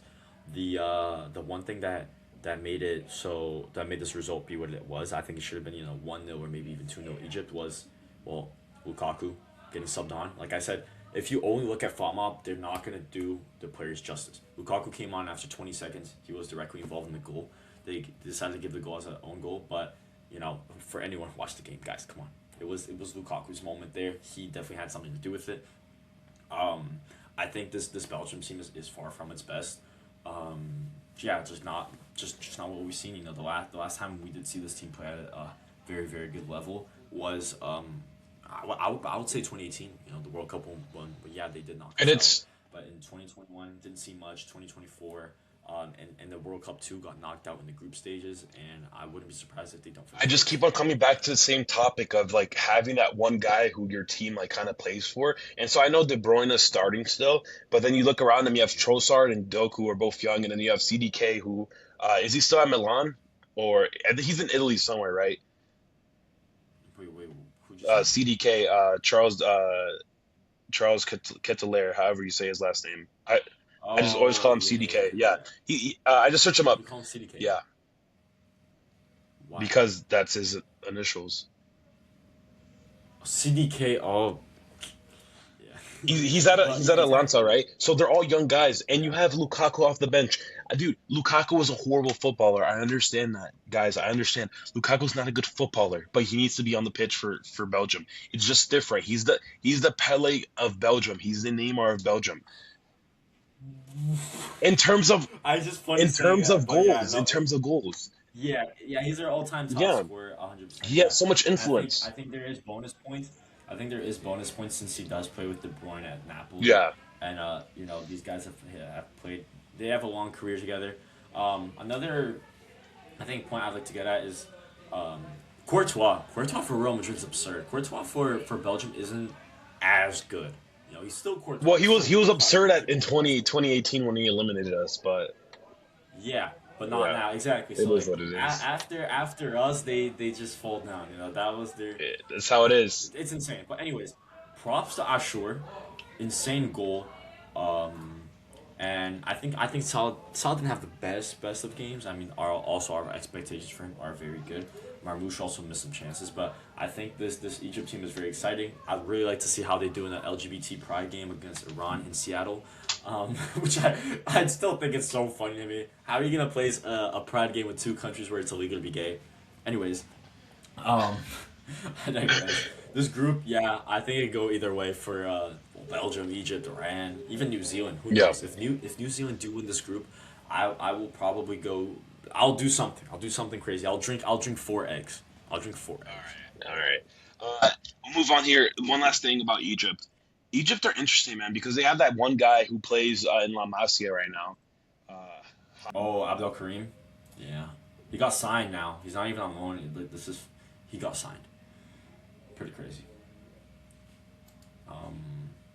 But yeah, going to the France and Senegal game, I'd like to another ward drop. I decided to go to the fan fest, and so Well, I was already. I live about an hour away from Boston. I went to Braintree, which is south of Boston. Took the T, went all the way to the City Hall Plaza where they're showing the World Cup for free. And off the bat, I mean, when you hear something about FIFA and like all the controversies that they've been going through, you don't think it's gonna be actually a good event, but it was a great event. I really liked it. I'm definitely gonna go back, especially for free. And I'm not sure if Washington D.C. does have a fan fest. We do. I tried to go for the Brazil Morocco game, but the line was just too long. So I went to a Yeah. DC So United yeah, watch yeah. party instead. Sorry. So yeah, so funny enough, the Brazil games are sold out for Boston. I mean, big Brazilian diaspora here, but I decided to go to France and Senegal game, but I decided to not wear a France jersey. I was thinking a lot of France fans are, they're only fans. They're bandwagons, like we say in America because well they're going through a great moment. But I decided to root for Senegal, and so I did see a group of Senegalese fans there. I decided to cheer with them. I had a very, very good time, and they received me with a lot of warmth. That's something I don't take lightly. That's something I do appreciate a lot. You don't see that with every other nation. Um, yeah, like I said, these guys treated me great, and I'm a Senegal supporter for the rest of the World Cup. Simple enough. Until they play Brazil, which I don't think they will. I would want these guys to go far because of, like I said, because of what unites us. Because of how well their fans treated me. Um, I'll probably post a video about this, and I'll probably leave some videos of my experience down below. But yeah, well, going into the game, I think Senegal had a very, very strong first half. And like I said, a lot of these teams who are the underdogs, they have very good teams. They play very well. They play better than what the team is on paper, but they just quite don't get the end product. And so when you talk about end product, you're talking about Nicholas Jackson, and he did miss some chances. The one chance he did score, he was offside. I remember it was actual limbs with the Senegal fans when he did score, but then it was offside. But I don't think the ratings do exactly most of this justice. But I think something that did change the game was their second half showing. From the Senegal team, I definitely think a 5.5 is crazy for Edouard Mendy. He had a great game. I just don't put him in my 11 because of Vozinha, because of other contenders for weaker nations. But Edouard Mendy had a great game. Diouf had a great game. He had some tackles, he had some great passes, but it's just that his teammates weren't able to finish them off, and so his rating tanks because of Yeah. that. I definitely think that, well, speaking solely of Senegal now, Mbaye, he has to start the next game. I think he had a very good showing. He came in only 15 minutes left, and he was able to produce the goal. Another guy I definitely think needs to start, and I thought it was crazy that he wasn't. Iliman Ndiaye, he's an insanely technical baller that plays for Everton now, but I wouldn't be surprised if this World Cup is his tournament. I think that yeah, as much as Mane, he's a very good player. I think obviously he is gonna play the rest of the games just because of his leadership, what he means for Senegal. But I do think Ismail Yassar didn't have the best of games. I think Mbaye or Ndiaye should start over him. I do think it'll be. I don't know how they're gonna make this work with the number 9 situation because, like I said, I like the Mane, I like Mbaye and Ndiaye, so I'm not sure how you're gonna fit that in. Maybe Mane through the middle, Ndiaye on the left, Mbaye on the right, and then only have two defensive midfielders because when you lose the first game, you're going against time. You need goals. You need to win. One thing that I want to say about that Senegal game, I'm a little bit disappointed because I do, and it's France. We're talking about a team who won in 2018, runners up in 2022, just because of a penalty shootout, they would have gone back to back. Um, but I look at Senegal as like one of the favorites of this World Cup. I wouldn't say top five or anything, but I do believe with their squad depth and like how good their starting 11 is, they should be competing. Now that being said, game ended 3-1. I did get to watch this game. Um, when Mbaye had scored at the end, I was like, "Uh oh, this is going to be a crazy last 3-4 minutes," you know. And then unfortunately, Mbappe outside the box catches Mendy a little bit off guard, right? That tanked Mendy's rating Yeah, down, but it doesn't. I still think 5.5 doesn't do him yeah, justice. Give me yeah. that. Yeah. I just think that this game actually rose Senegal stocks for me and kind of and after that first half, it kind of like lowered my stocks for France, honestly. So Yeah, no, exactly. But I think there's layers to this. I think France didn't want to do with what Spain did, and sometimes it's better to let the opponent have the ball than to have it yourself. And So what I mean by that is how do you open up a team that is, well, in this case, significantly weaker? You let them have the ball and you catch them in transition. And what does France have? France has one of the fastest forwards in the world. They have Dembele, who's another very fast forward. Doué, he's a very techie winger. Elise, he can make a play out of thin air. And, well, subs, Barcola runs like a road runner. Cherky's an insanely technical baller. And so much so, like, look, they only used 2 of their substitutes. They didn't even use the 5 of them because they're a very fit team. And in the second half, one team got tired and the other one didn't. And that severely changed the result. And as we see, all 4 goals came from after the 60th minute. But yeah, like I said, France and Didier Deschamps are no stranger to all of this. I think they learn from other teams that if they have the ball too much, they can get caught off in the transition, and it just sets a very let's say rigid dynamic of the game. It's like one team is always attacking, the other's always defending, like we see Spain and Cape Verde. And in Senegal's case, or in France's case, they definitely knew that Senegal were a team that has quality in the ball and that could be dangerous. But, well, I think I would trust my defense too if I had Maignan between the sticks, who didn't even do much because he didn't need to. Saliba and Upamecano, who are 2 great defenders. But yeah, like I said, when we're talking about football, and we've seen this more than ever, I think the biggest takeaway from the first round is that football is about dynamics. Football is about head-to-head dynamics. We thought some of these scores would go one way when they went the completely other way. We thought that Turkey was going to win when Australia won. We thought that this game might have been close, might have been a low-scoring game, where it wasn't. So every single game is different. As much as I think most of this podcast, most of what I say is the very obvious stuff, but just say it just so you remember it, and just say it so I apply it to what I'm talking about. Because, like I said, it's so obvious to say, oh, France is clearly the better team. But if you're watching the game, you wouldn't have thought that because they had a lot of shaky chances. You wouldn't have thought of me saying that something about Spain because, well, Spain didn't score any goals, or any of the other teams will look over. But I think this was a very strong display from Spain. Like I said, World Cup Mbappe is an anomaly. He's inevitable. He's insane. That second goal was absurd. The first goal was absurd.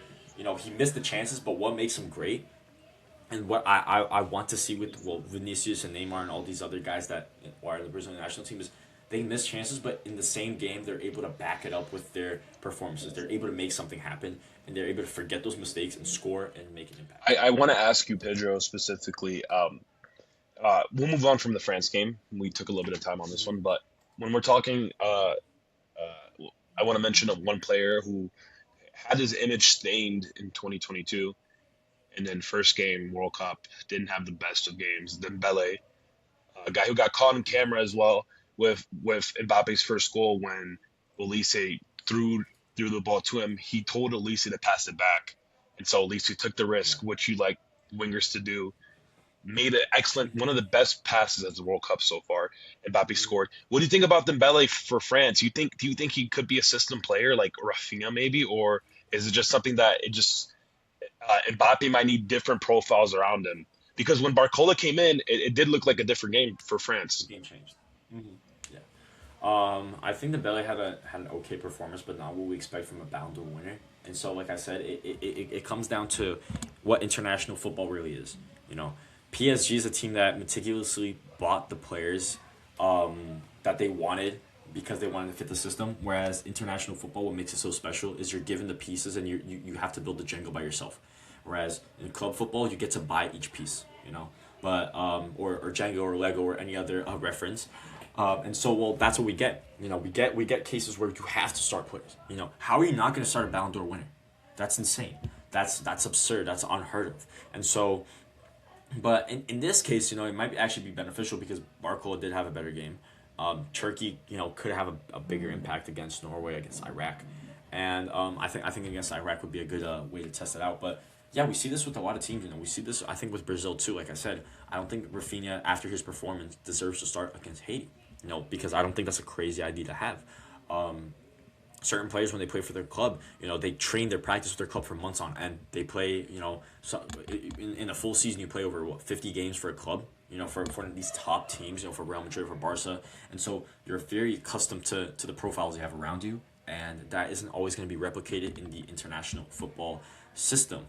And what we've seen from Dembele from his France days is disappointing. I mean, zero goals in major international tournaments. As crazy as that sounds, zero goals in Euro 2016, zero in 2018, Euro 2021, FIFA 20 or World Cup 2022, Euro 2024, and as of right now, zero goals. And like I said, assists are good, but what you need is a guy who can make the difference. Mbappe can make the difference, and when you don't have him, you're gonna have Elise. And so, well, if I'm Didier Deschamps, why wouldn't I just include a third midfielder? Why wouldn't I just, throw a Bayern Zaire Emery, or I would put Cherki. I think Cherki is a very technical player there. Why wouldn't I put him in the middle? When you're talking, like I said, when you're talking international football, you're given the pieces, and you have to build it the best way possible. Yeah. So we'll move on here. France, I don't know. I don't know how they'll figure it out. That's another thing that I've been talking about with France, especially.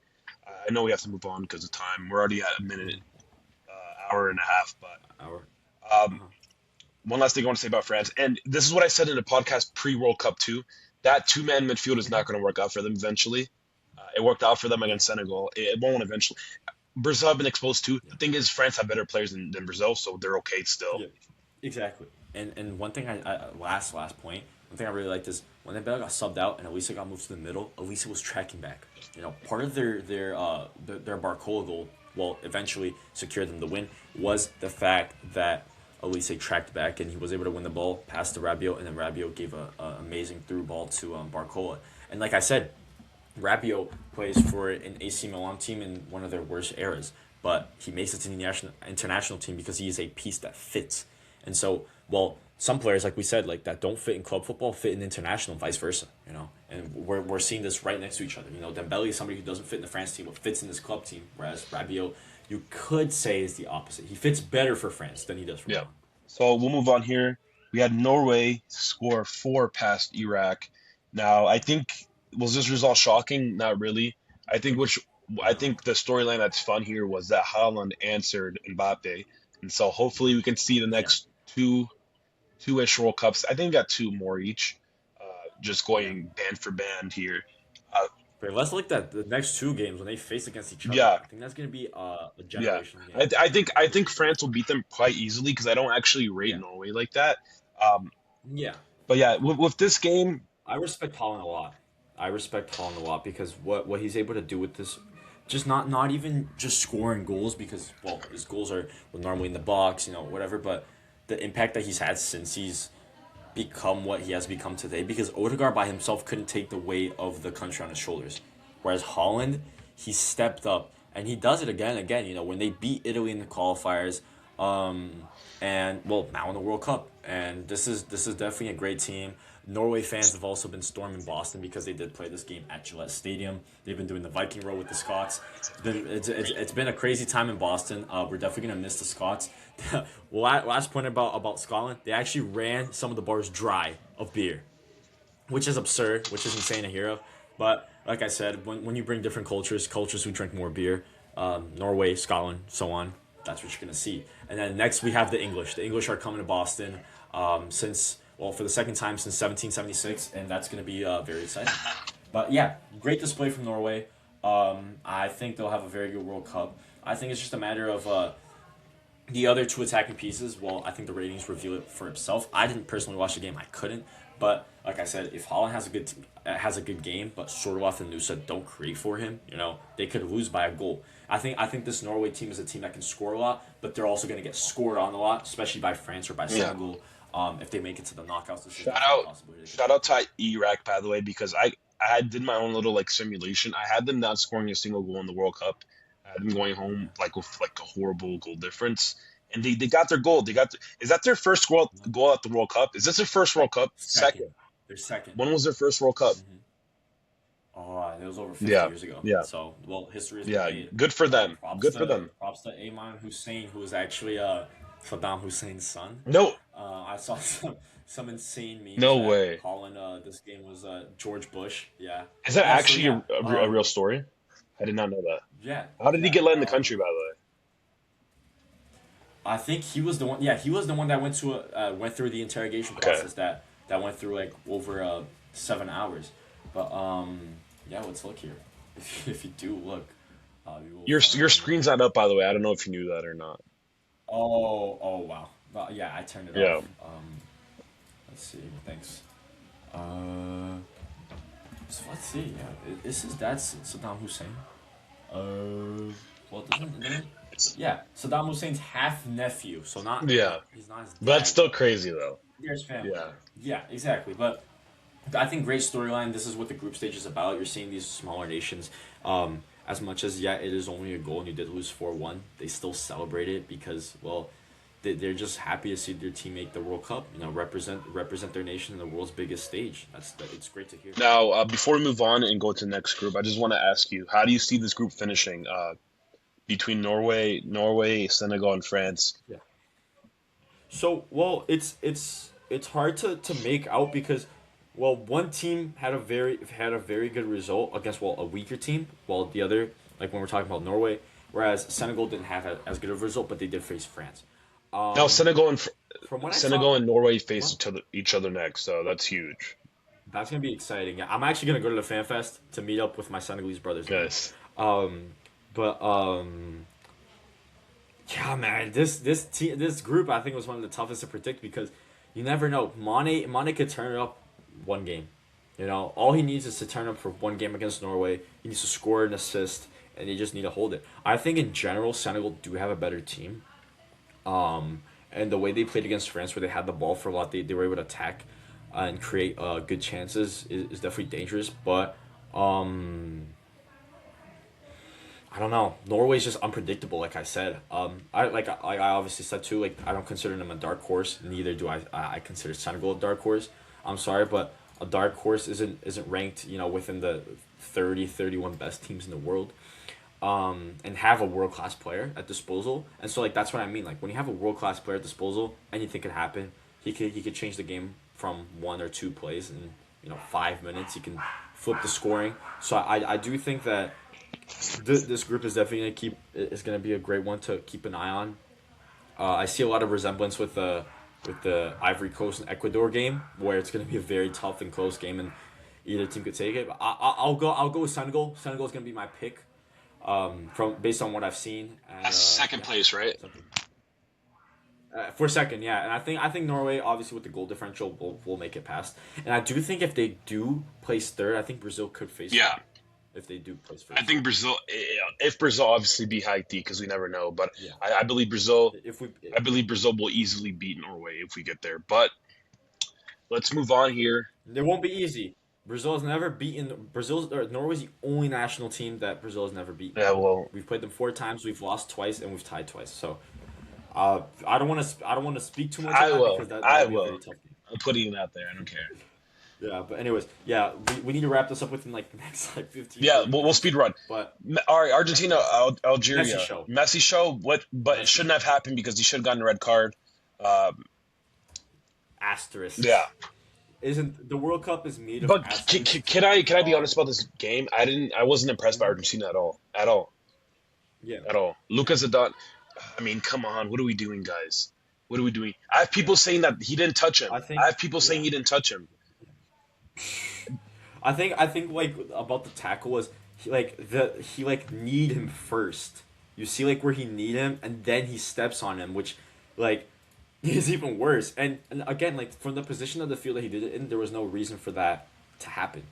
So I think it should have been at least a yellow card. I think that's insane for anybody to say that shouldn't have at least been a Yeah, card. But yeah, I think Messi this time running without Di Maria by his side, I think he realized before he scored the goals that he needed to defend more, and so he did. He actually had a couple of defensive contributions to the team. He did win a couple of tackles, and he's definitely putting in a greater shift yeah. defensively because he knows that he doesn't have that same.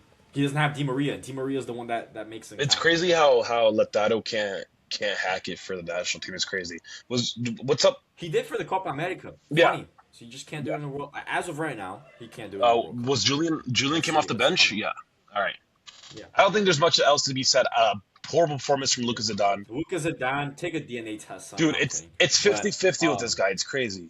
yeah, yeah, Yeah. yeah. But I think overall, I think it's just the start of the Argentina let's say, controversies because, well, the last World Cup proved that there were a lot of them against Netherlands, the handball, France. In the final, Di Maria allegedly dived. According to some people, according to others, it was a penalty. But anyways, I think I think Argentina are definitely a very controversial team, and they do have a controversial fan base. And well, speaking from when you ask a Brazilian what they think of Algerians, you're not gonna get the best answer. But we did see that it was like really the first time in the World Cup where two nations actually fought between each other when they were together at Times It's Square. just You know, it's Argentinians were disgusting. throwing It's stuff. disgusting because Yeah, Brazil and Morocco just a few days prior made New York. They stole the show. It was all over everywhere. exactly.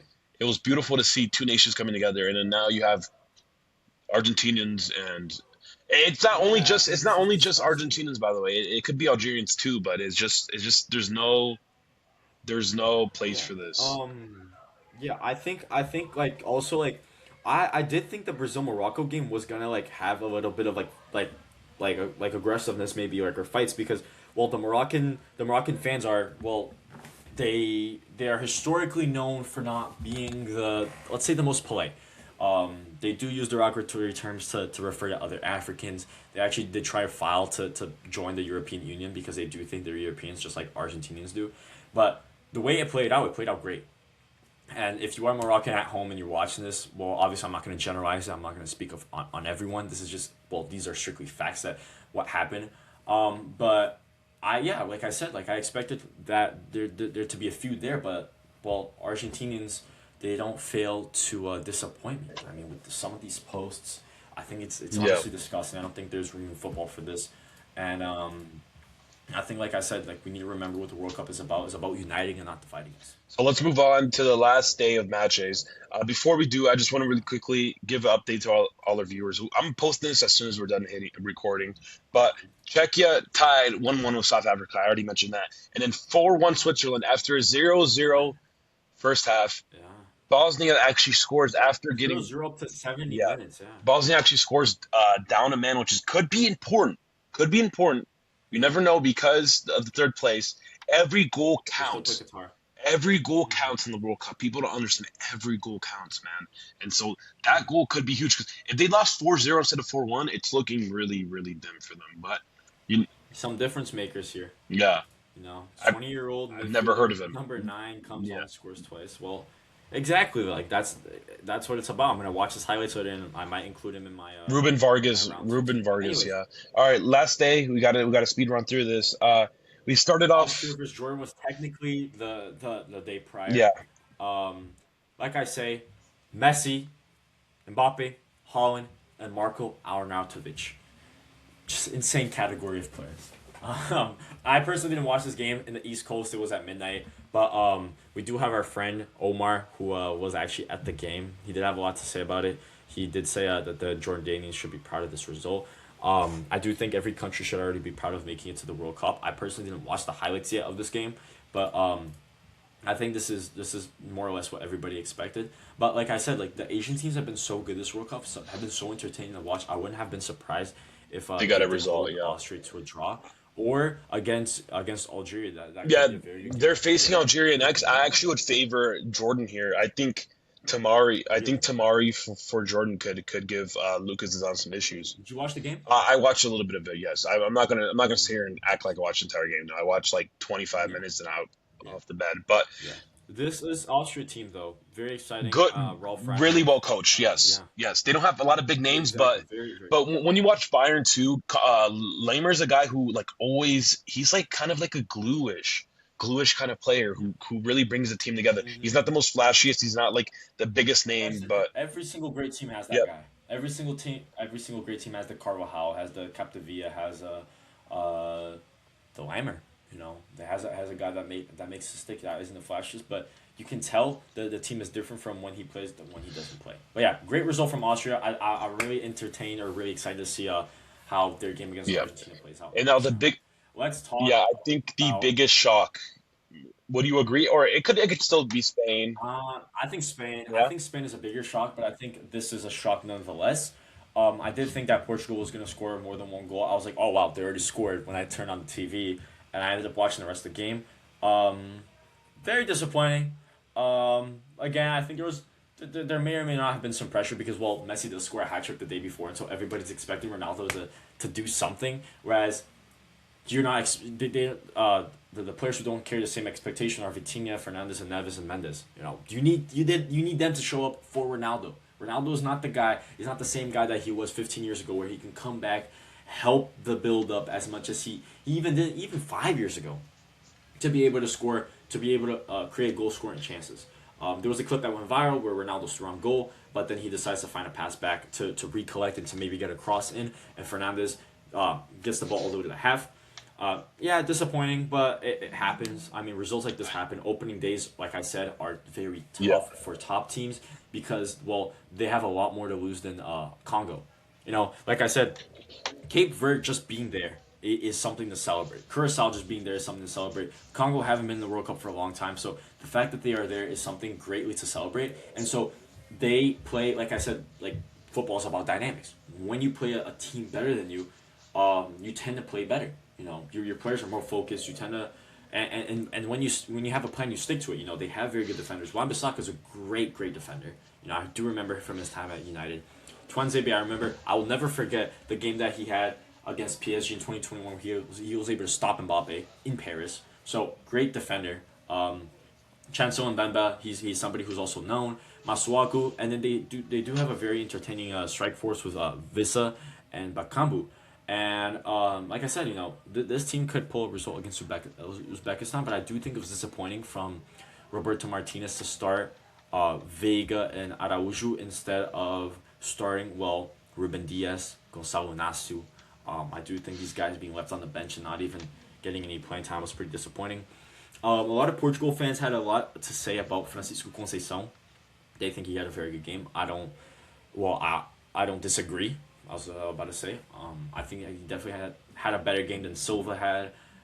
Than Neto. I didn't even watch the first goal. I didn't even rewatch it either. But the rest of the game, he was, I not didn't show up as much. Rafael de Leao didn't have a good cameo I either. didn't watch a game specifically, but I do have to like mention something.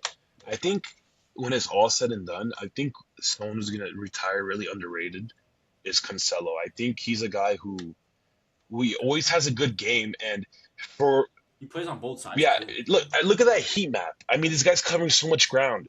Um, this is a guy who basically won a league at every top five league basically.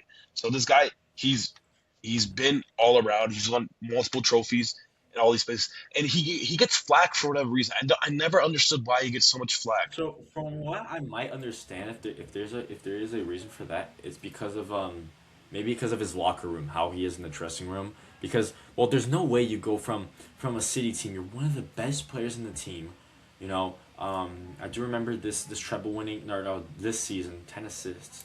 This treble winning season, he also had a very good display for as much as he didn't play as much, but how do you go from that? You go from Bayern, you go to Barcelona, you go to Al Hilal.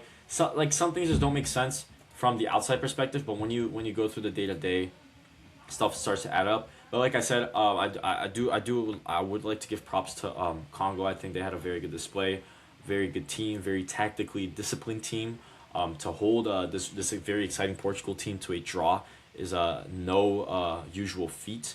And yeah, I'm A, excited to lo- see how they do a against lot of big Uzbekistan. This is a team that could make it to the Yeah, knockouts. a lot of big names in that 11 for DR Congo, and they have a lot of crazy fans too.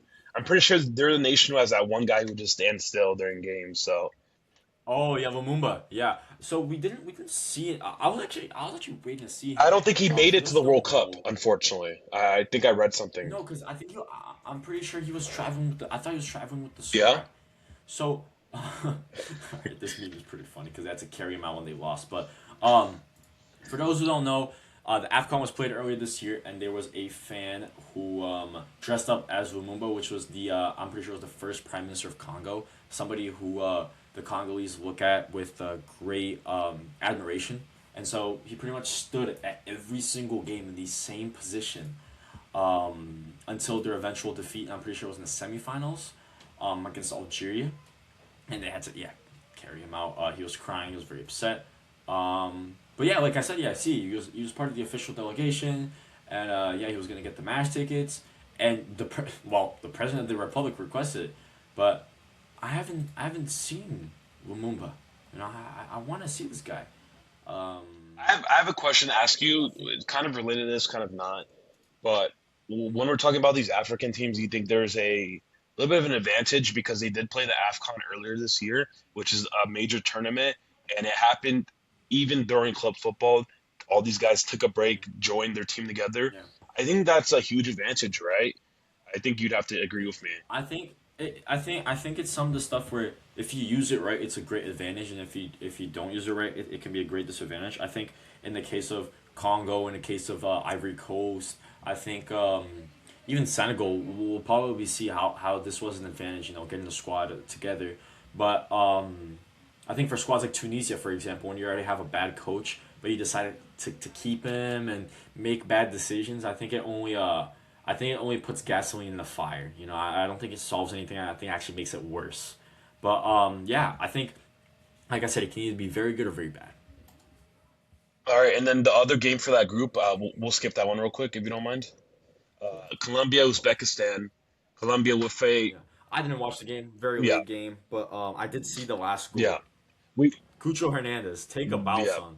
He's always been a guy who works really hard at Real Betis. I actually watched a couple of Betis games this past year because Mhm. of Anthony, and he's a guy who I've always liked. He just a little bit disadvantaged with his height, you know what I mean? So other Yeah, than that, I think Colombia played a pretty okay team. They kind of eased into it. First half wasn't great by any means, and also horrible from Camilo Vargas, who I think he's playing in Mexico now.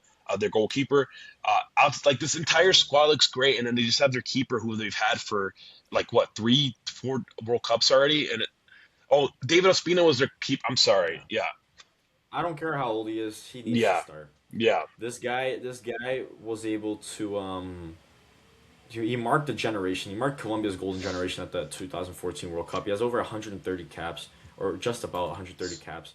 Did you He watch the Uzbekistan goal or no? It No, was dis. I actually haven't even watched It's this. disappointing, man. I've been trying to, yeah, I've been trying to follow as much as possible. But life gets in the Yeah, way. But like I said, Luis Diaz doing what he does best. I think it was pretty cool to see how the whole Bayern trio, they all performed very well. We'll talk about Kane in a bit. But again, yeah, very exciting game. I think that Portugal and Colombia game is might be the best group stage game we'll be able to yeah. see, because both teams are in a high right now. Luis Diaz versus Ronaldo, number 7 versus number 7. Will James Rodriguez um, play well? We'll find out. I mean, his club, his past 4 years for clubs have been very shaky since the World Cup. Olympiacos. He only lasted the season there. Then he went to São Paulo, disappointed a lot. I do remember that. Vallecano, the stats speak for himself. Only 7 games. And then went to Mexico for a bit, and I thought he was actually going to stay there until the World Cup. And then he actually was without a club for over a month. And I think a player of this class, for him to be without a club for over a month, I think that does speak volumes. And then he joins Minnesota United. His contract has already been terminated. He pretty much has no club. But He just wanted to get fit for the World Cup. I do want to say that this is a guy who the team plays for, like I've been saying, then Exactly. the topic of this tournament. So, uh, yeah, I think there's certain moments where James will actually like kind of hold them back. But um, that being said, I think Colombia they're going to give some problems to Portugal, and Portugal better win that game because if they don't, Yeah. it could look scary. I mean, Uzbekistan is not an easy task. They're good defensively. No team is an Yeah, easy task. Yeah, exactly. Uzbekistan with Kusanov and I'm familiar with this guy. He used to play for yeah. Roma under Can, Mourinho, can you but I'm not really can you familiar click with on this the team. Abdulov guy, the middle center back, real quick? Middleton, right? Yeah. Can you click on his profile real quick? I swear I've heard of this guy. It could be completely wrong. Clubs? Nope. I'm lying. But these guys, He sounds like a fighter. yeah, these guys But are yeah, not going to be an easy team to play. yeah. Excited to see the rest of the Yeah, group. Let's go on to the last group. Well, let's go on to the less exciting game first. I didn't watch this game either, but from what I saw, Ghana had like 0 XG at one yeah. point. Pretty fucking crazy. They were able to get a goal in the last minute to save him. I think. Well, just looking at the teams on paper, you obviously expect Ghana to win. I do think that maybe this game, based on their low XG, based on their low scoring count against the, well, in my opinion, a weak team in Panama. They're definitely trying to prepare for the Croatia and England game. Keep those lower scoring. Try and get through in the group stage What through points, is not Mohamed just try. Kudus okay? Is he injured? What's up with him? You off the Let's bench? take a look. Well, Naki Williams didn't even play, which is crazy. Kudus, did he not get Is called he out up? of the tournament What's or the what? word on it? I'm not sure. No, I think he was injured. Um, oh, I'm not I seeing didn't him keep up with here. Spurs this last year, so Kudus, Ghana. Is he injured? That's pretty crazy. Suffered it. No. Um, severe. Quite. Yeah, yeah, injured. Yeah, because I was like, there's no universe where so Kudus doesn't play because he's yeah. an amazing We'll player. move on from this game. It doesn't mean much, but I think me and Jared we had Ghana winning that game, but like you look back at that game, bro, Ghana are horrible. Even though they have like better Yeah. players on paper, it just doesn't mesh together. That's the thing. You can have the best players, the highest caliber names, but if you don't get them to mesh together, like what Tuchel did for England here, Simple. it's not going to work. So go ahead, Pedro. Yeah, and yeah, exactly. Like speaking of two, I think this might have been the game of the round, or at least the first half. The first half was great. I didn't quite catch the first goal, but I catched the rest of the first half and well the rest of the second half and everything. But great display from England. Like I said, what Tuchel wanted here was to gamble on Bellingham and Kane, and I think his gamble will pay off. You have the best striker in the world right now. I think, in my opinion, the two most complete players in the world right now are Bellingham and Kane because, well, after Rice got subbed out for, I'm pretty sure it was Morgan Rogers. Yeah, I'm not wrong. And then Bellingham shifted into the CDM position. I do think though it's free Kobe Manu until it's backwards. I think he should have played, or did he? Did he? He's not. Oh no, there he is. Yeah, I think he should have played. I think he's an exceptional player. Elliot Anderson too. Excellent as just ball winning. I do think that the winger selection does highlight what Tuchel wanted to do. Instead of calling up both Foden and Palmer, who are better attacking threats, he wanted to isolate that for Bellingham and Kane because the Real Madrid's problem is you have so many attacking talents that you drop Bellingham back and then you take away the decisiveness and the goal scoring of his game and you give it to Mbappe, you give it to other players. But anyways, what he's doing here is you can tell that he has two wingers who work hard to track back. I guess that's the new, like, let's say, meta, and he's focusing on these two guys. Bellingham, like I said, I can't stress enough. This guy's amazing. This guy's world class. But another name I really want to give a shout out to. I love this guy. I love him as a player. I love him as a person. Marcus Rashford. He came on. He scored an amazing goal. Fake shot. He looked like he was going left. He looked like he was gonna miss a shot. Fake shot goes right foot, bottom corner. Not much to talk about there. Insane goal, insane player. I do really want to see him start against Panama and Ghana. I do expect him to be able to score in both games. Exceptional forward. I do think Livakovic is also a great keeper. I think as much as, yeah, England did concede 4 goals, I don't think that's all his fault. I think that's definitely the backline's fault. Defensive errors, but also the mismatch, because as much as we did this Croatia team, well, did beat Brazil last World Cup. This is an Asian Croatia team. This is a different Croatia team without Modric at a better level. He didn't really perform this game. As much as Perisic did get an assist, 4 years back he was a better player. Petkovic also, nowhere to be seen. But yeah, I think this Croatia team could make something happen, but I also wouldn't be surprised if they suffer a draw or a loss to either Ghana or Panama. So about Rashford, I think he brings more to the team than Anthony Gordon. I just think what you said before this podcast, you were spot on, man, Pedro. The amount of times you are spot on is crazy, but the amount of times you miss too, no, the amount of times you miss Yeah, too, but like I said, you miss 100% of the yeah. shots you don't take. You have to go bold because when you're bold, that's what's worth. I think a lot of this is about predictions and football. It's about what you score. hmm It's not about what you So what miss. You know what I'm when saying? So like, sorry when we reviewed the England squad, you made the point that mhm, Tuchel is building this team for Bellingham and Kane. You just need runners around them.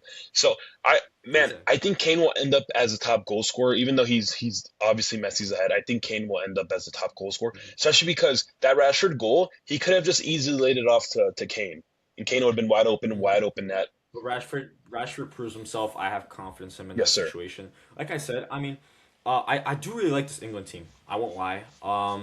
I think yeah, I think this team is I entertaining, think but England conceding two against Croatia is not the greatest though. I know Brazil did also concede two against them in the friendly, but Croatia for me it's a team that if you can put pressure on them, they'll eventually break. You know, it's not they can't hold like they did in 2022 with Brazil. So yeah, yeah. With that being said, we're exactly at the 2 hour mark now.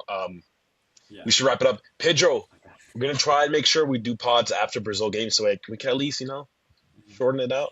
Maybe I'm Yeah, gonna be at I'm not gonna be home watching the games, but like a day I'll after, definitely have some day or footage. two Maybe after. the day Yeah, after. Yeah, yeah, exactly. Yeah. I mean, in this case, the Brazil play on Friday, so we'll definitely be able to get something on yeah. Saturday. I'll definitely look For forward to that. anyone, Are there any other big games?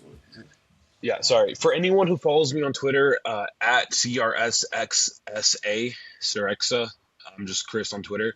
I might start doing. I used to do this a lot, especially Copa America last and last few like Brazil friendlies. I might do spaces again after the game, just to like, get my like thoughts like right after the game. I could also like go back and listen Yeah, to it, so I while know. they're fresh. Yeah. So if you guys ever want to tune into that, tune into that. Uh, Yeah. Another mhm. thing, thank you guys for the support. Chris ended up telling us that a lot of you guys are looking forward to Yeah. this. If you did make it to this point, please comment pineapple. Pineapple is again the key Oh yeah. word. And then also let us know. This is obviously this is not right or wrong. I'm not always right. I'm not always wrong. But that's why we do this. We do this because we love football. We do this because we watch. We do this for pure enjoyment. This whole channel thing I'm doing it for fun. I'm doing it because I like the process, and I do it because I like engaging with the community of something I love. When I went to the fan fest, that's what I experienced. I experienced the warmth of the game that brings us together, and I think this is no different. But I also think that in an online space, we definitely have to, as much as this is cliche and whatever, but I think we have to back up what we say. You can't just like something that a lot of people comment on my TikTok, like, bro, you're wrong. This is why you're not the manager. No, you don't comment like I'm sorry, but like what I'm trying to get here is like, all right, I don't agree. Like you could have just said I don't agree with this pick. I definitely think so and so player X player should be better. You don't like you get what I'm saying? And so I think this is a great space for that to happen. I also do think that if any of you guys obviously hit me up on Instagram, on TikTok. My handles are Pedro Talks Football, or even Twitter. I think it's Pedro Knows Ball. But if you guys are always interested about chatting about something, potentially even getting on a podcast, I would love to hear some of you guys out. Do some Q&As. But yeah, thank you guys for watching. Thank you guys for the support. End it. It's on you now. End it. Yep. All right. Thank you guys so much for watching. Um, Gonna be back with the episode hopefully on Saturday. Hopefully, guys. Appreciate everyone for tuning in, and I'll see you guys in the next episode. Appreciate you guys so much. Leave a like, subscribe, comment, all of the above. Give us a prediction for South Korea against Mexico. Do whatever you want in the comments. All right. Bye, guys.